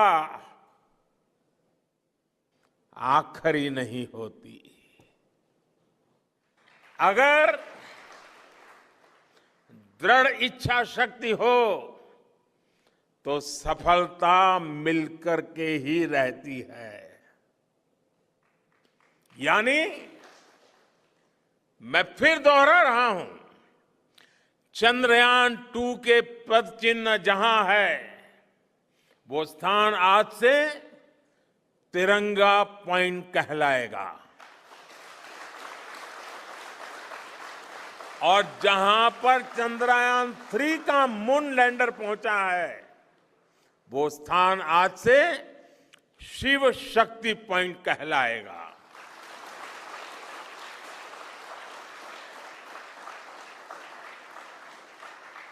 साथियों, आज भारत दुनिया का चौथा ऐसा देश बन चुका है जिसने चंद्रमा की सतह को छुआ है। ये सफलता तब और अधिक बड़ी हो जाती है जब हम ये देखते हैं कि भारत ने अपनी यात्रा कहां से शुरू की थी। एक समय था जब भारत के पास जरूरी तकनीक नहीं थी, सहयोग भी नहीं था। हमारी गिनती थर्ड वर्ल्ड यानी थर्ड रो में खड़े देशों में होती थी। थर्ड वर्ल्ड थर्ड रो में खड़े हुए लोगों में होती थी। वहां से निकलकर आज भारत दुनिया की 5वीं सबसे बड़ी अर्थव्यवस्था बना है।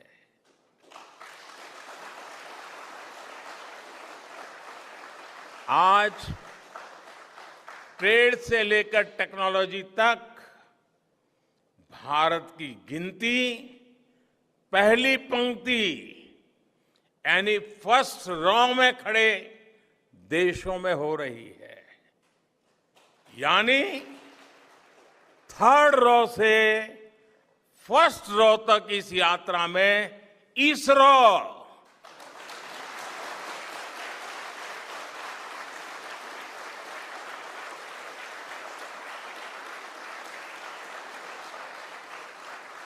इसरो जैसी संस्थानों की बहुत बड़ी भूमिका रही है। आपने आज मेक इन इंडिया को चांद तक पहुंचा दिया है।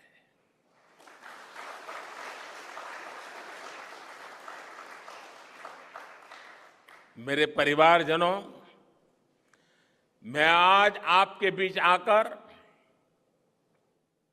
विशेष तौर पर देशवासियों को आपकी मेहनत के बारे में बताना चाहता हूं। जो मैं बातें बता रहा हूं वो आपके लिए नई नहीं है, लेकिन आपने जो किया है जो साधना की है वो देशवासियों को भी पता होना चाहिए। भारत के दक्षिण हिस्से से चंद्रमा के दक्षिणी ध्रुव तक चंद्रयान की ये यात्रा आसान नहीं थी।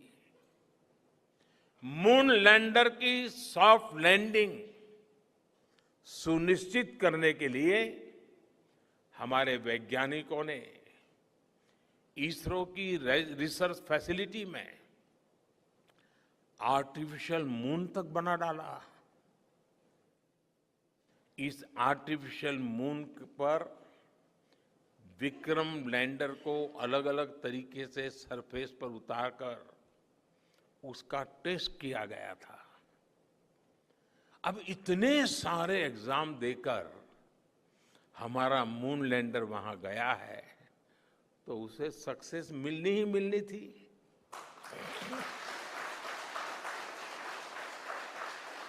साथियों, आज जब मैं देखता हूं कि भारत की युवा पीढ़ी साइंस को लेकर, स्पेस को लेकर, इनोवेशन को लेकर इतनी एनर्जी से भरी हुई है तो उसके पीछे हमारे ऐसे ही स्पेस मिशंस की सफलता है। मंगलयान की सफलता ने, चंद्रयान की सफलता ने, गगनयान की तैयारी ने देश की युवा पीढ़ी को एक नया मिजाज दे दिया है। आज भारत के छोटे छोटे बच्चों की जुबान पर चंद्रयान का नाम है। आज भारत का हर बच्चा आप वैज्ञानिकों में अपना भविष्य देख रहा है। इसलिए आपकी उपलब्धि सिर्फ ये नहीं है कि आपने चांद पर तिरंगा लहराया, लेकिन आपने एक और बड़ी उपलब्धि हासिल की है और वो उपलब्धि है भारत की पूरी पीढ़ी को जागृत करने की, उसे नई ऊर्जा देने की।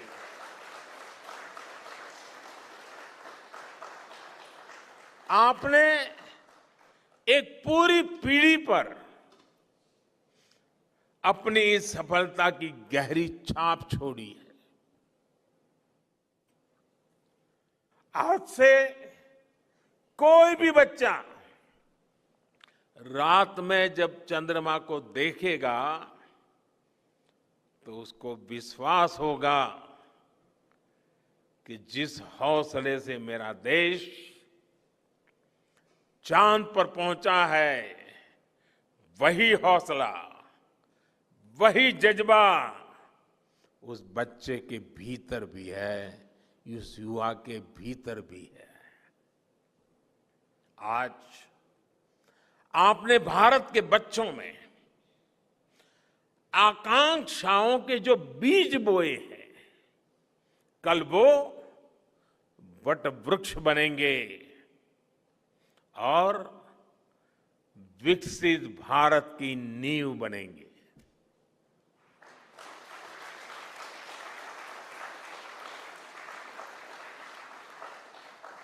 हमारी युवा पीढ़ी को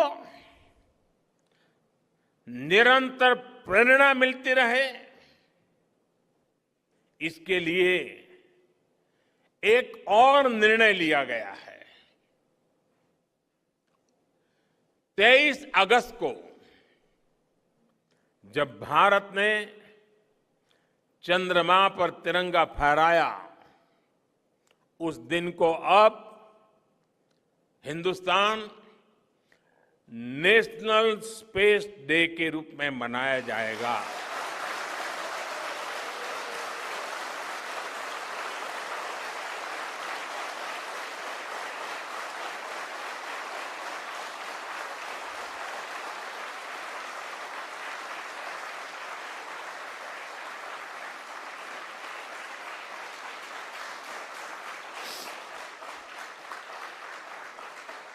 जब हर वर्ष national space day science, technology और इनोवेशन की स्पिरिट को सेलिब्रेट करेगा, हमें हमेशा हमेशा के लिए प्रेरित करता रहेगा।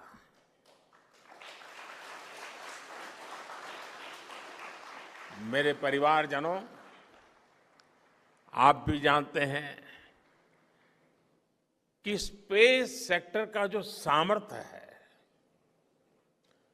वो सैटेलाइट लॉन्च करने या अंतरिक्ष की खोज से कहीं ज्यादा बड़ा है। स्पेस सेक्टर की एक बहुत बड़ी ताकत है जो मैं देखता हूं, वो है ईज ऑफ लिविंग और ईज ऑफ गवर्नेंस। आज देश में स्पेस एप्लीकेशंस को गवर्नेंस के हर पहलू से जोड़ने की दिशा में बहुत बड़ा काम हुआ है। आप लोगों ने जब मुझे प्रधानमंत्री के रूप में काम का दायित्व दिया, तो प्रधानमंत्री बनने के बाद मैंने भारत सरकार के जॉइंट सेक्रेटरी लेवल के ऑफिसर्स की स्पेस साइंटिस्ट के साथ एक वर्कशॉप करवाई थी और इसका मकसद ये था कि गवर्नेंस में, शासन व्यवस्था में ट्रांसपेरेंसी लाने में स्पेस सेक्टर की ताकत का ज्यादा से ज्यादा इस्तेमाल कैसे करें। तब किरण जी शायद हम लोगों के साथ काम करते थे। इसी का नतीजा था जब देश ने स्वच्छ भारत अभियान शुरू किया, शौचालयों का निर्माण शुरू किया, करोड़ों घरों को बनाने का अभियान चलाया, तो इन सब के मॉनिटरिंग के लिए, उसकी प्रगति के लिए स्पेस साइंस ने बहुत मदद की। आज देश में दूर दराज के इलाके में एजुकेशन, कम्युनिकेशन और हेल्थ सर्विसेज पहुंचाने में स्पेस सेक्टर की बहुत बड़ी भूमिका है। इन दिनों आजादी के अमृत महोत्सव के निमित्त जो जिले जिले में अमृत सरोवर बन रहे हैं, उसका भी टैगिंग, उसकी भी मॉनिटरिंग स्पेस के द्वारा ही हो रही है। बिना स्पेस टेक्नोलॉजी के हम टेलीमेडिसिन और टेली एजुकेशन की कल्पना तक नहीं कर सकते। स्पेस साइंस ने देश के रिसोर्सेज के ऑप्टिमम यूटिलाइजेशन में भी बहुत मदद की है। हमारे देश के एग्रीकल्चर सेक्टर को ताकत देने में, मौसम का अनुमान लगाने में स्पेस सेक्टर जो मदद करता है वो देश का हर किसान जानता है। आज वो देख लेता है अपने मोबाइल पर अगले सप्ताह मौसम का क्या हाल है। देश के करोड़ों मछुआरों को आज नाविक सिस्टम से जो सटीक जानकारी मिल रही है वो भी आप ही की देन है। आज जब देश में बाढ़ आती है, कोई प्राकृतिक आपदा आती है, भूकंप आता है, तो हालात की गंभीरता का पता लगाने में आप सबसे पहले आगे आते हैं। जब साइक्लोन आता है तो हमारी सैटेलाइट्स उसका सारा रूट बताती हैं, सारी टाइमिंग बताती हैं और लोगों की जान भी बचती है, संपत्ति भी बचती है। और सिर्फ साइक्लोन के कारण जो संपत्ति बचती है ना, उसका अगर जोड़ लगा दे तो आज स्पेस का जो खर्चा है उससे वो ज्यादा हो जाता था।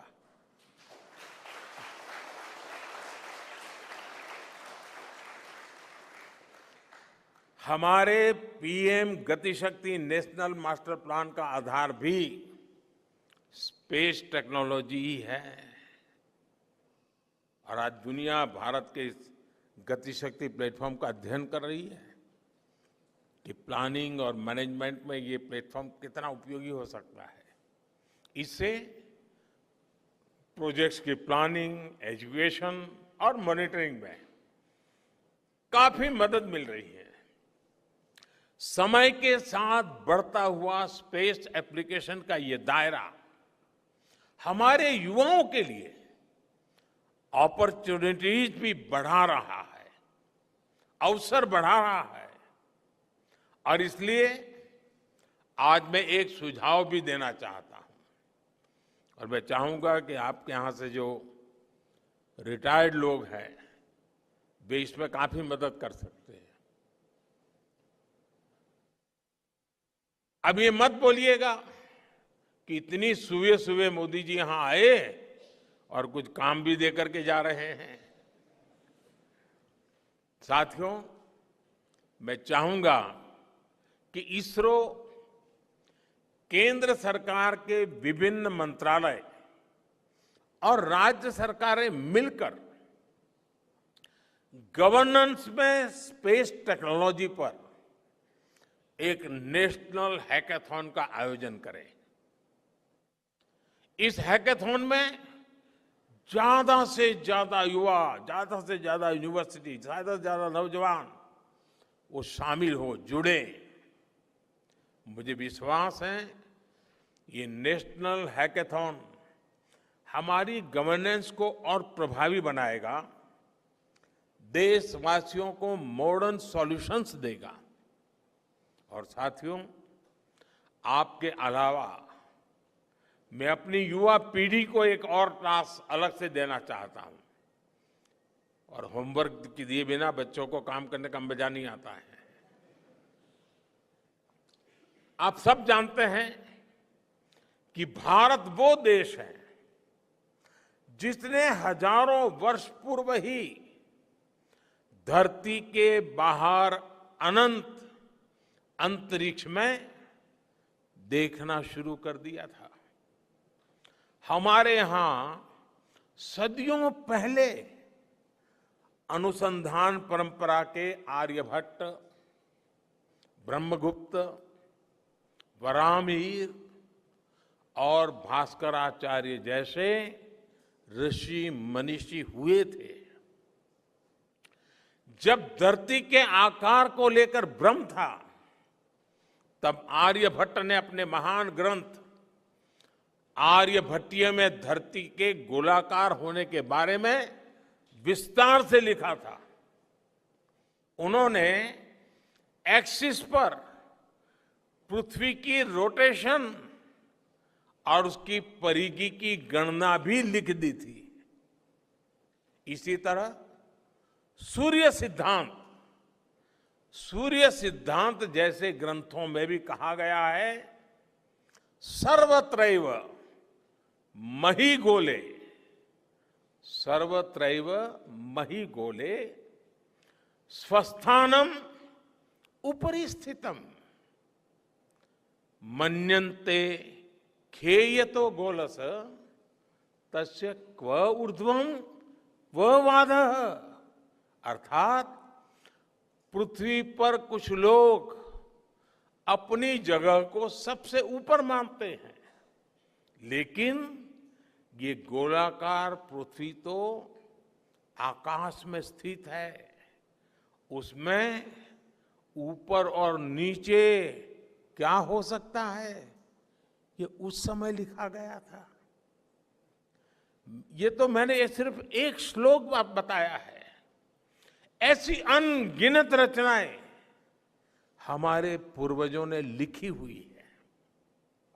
सूर्य, चंद्रमा और पृथ्वी के एक दूसरे के बीच में आने से ग्रहण की जानकारी हमारे कितने ही ग्रंथों में लिखी हुई पाई जाती है।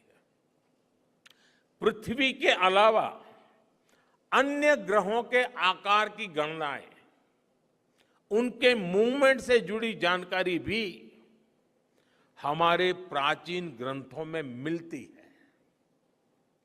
हमने ग्रहों और उपग्रहों की गति को लेकर इतना सूक्ष्म गणनाएं करने की वो काबिलियत हासिल की थी कि हमारे यहां सैकड़ों वर्ष आगे के पंचांग यानी कैलेंडर्स बनाए जाते थे। इसलिए मैं इससे जुड़ा एक टास्क अपनी नई पीढ़ी को देना चाहता हूं, स्कूल कॉलेज के बच्चों को देना चाहता हूं। मैं चाहता हूं कि भारत के शास्त्रों में जो खगोलीय सूत्र है उन्हें साइंटिफिकली प्रूव करने के लिए नए सिरे से उनके अध्ययन के लिए नई पीढ़ी आगे आए। ये हमारी विरासत के लिए भी जरूरी है और विज्ञान के लिए भी जरूरी है। आज जो स्कूल के, कॉलेज के, यूनिवर्सिटी के स्टूडेंट्स हैं, रिसर्चर्स हैं, उन पर एक तरह से ये दोहरा दायित्व है। भारत के पास विज्ञान के ज्ञान का जो खजाना है वो गुलामी के लंबे कालखंड में दब गया है, छिप गया है। आजादी के इस अमृत काल में हमें इस खजाने को भी खंगालना है, उस पर रिसर्च करनी है और दुनिया को भी बताना है। दूसरा दायित्व ये कि हमारी युवा पीढ़ी को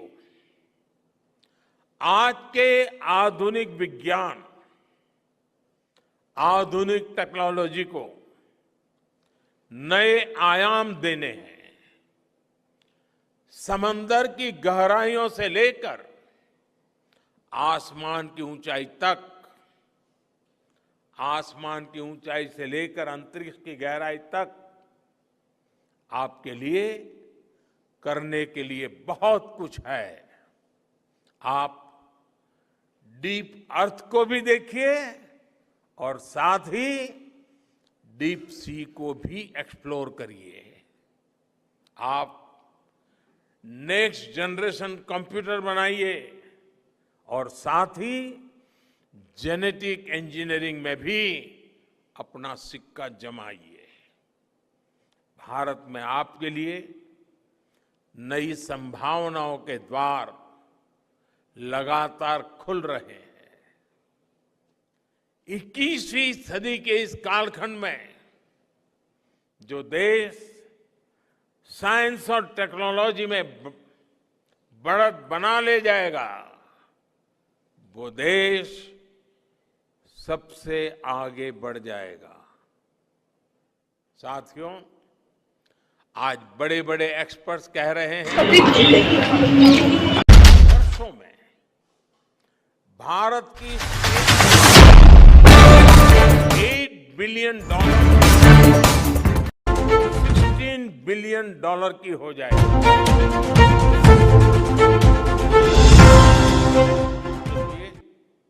स्पेस सेक्टर में लगातार रिफॉर्म कर रही है।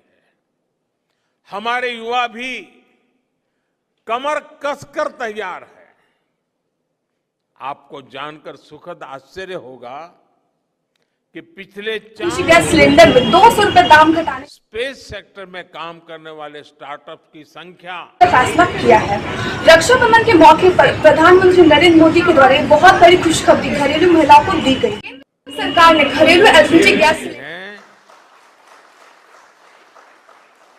कि अनंत आकाश में कितनी अनंत संभावनाएं भारत का इंतजार कर रही हैं।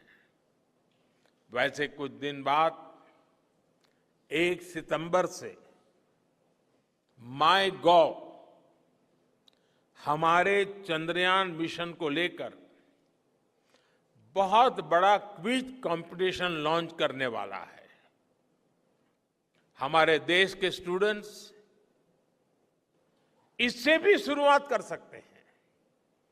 मैं देश भर के स्टूडेंट से आग्रह करूंगा कि आप सभी बड़ी संख्या में इससे जुड़े। मेरे परिवारजनों, ₹200 दाम घटाने का फैसला किया है। अब बीपीएल उपभोक्ताओं को 400 तक कम में गैस सिलेंडर मिलेगा। प्रधानमंत्री नरेंद्र मोदी के द्वारा रक्षाबंधन के अवसर पर एक बहुत बड़ी खुशखबरी दी गई। आगे ले जाने वाली है। आप उन सभी के रोल मॉडल हैं। आपकी रिसर्च और आपकी वर्षों की तपस्या, मेहनत ने साबित किया है कि आप जो ठान लेते हैं वो आप करके दिखाते हैं।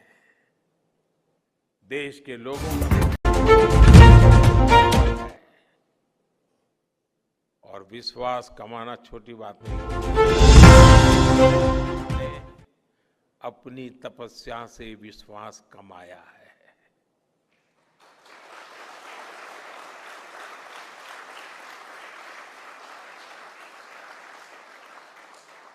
देश के लोगों का आशीर्वाद आप पर है। इसी आशीर्वाद की ताकत से, देश के प्रति इसी समर्पण भाव से भारत साइंस एंड टेक्नोलॉजी में ग्लोबल लीडर बनेगा। और मैं आपके बीच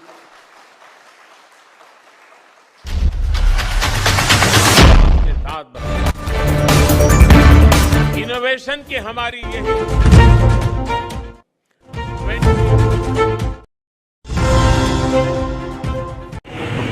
नमस्कार, जोहार। आप देख रहे हैं आवाज़ टेली हर्षित टीवी।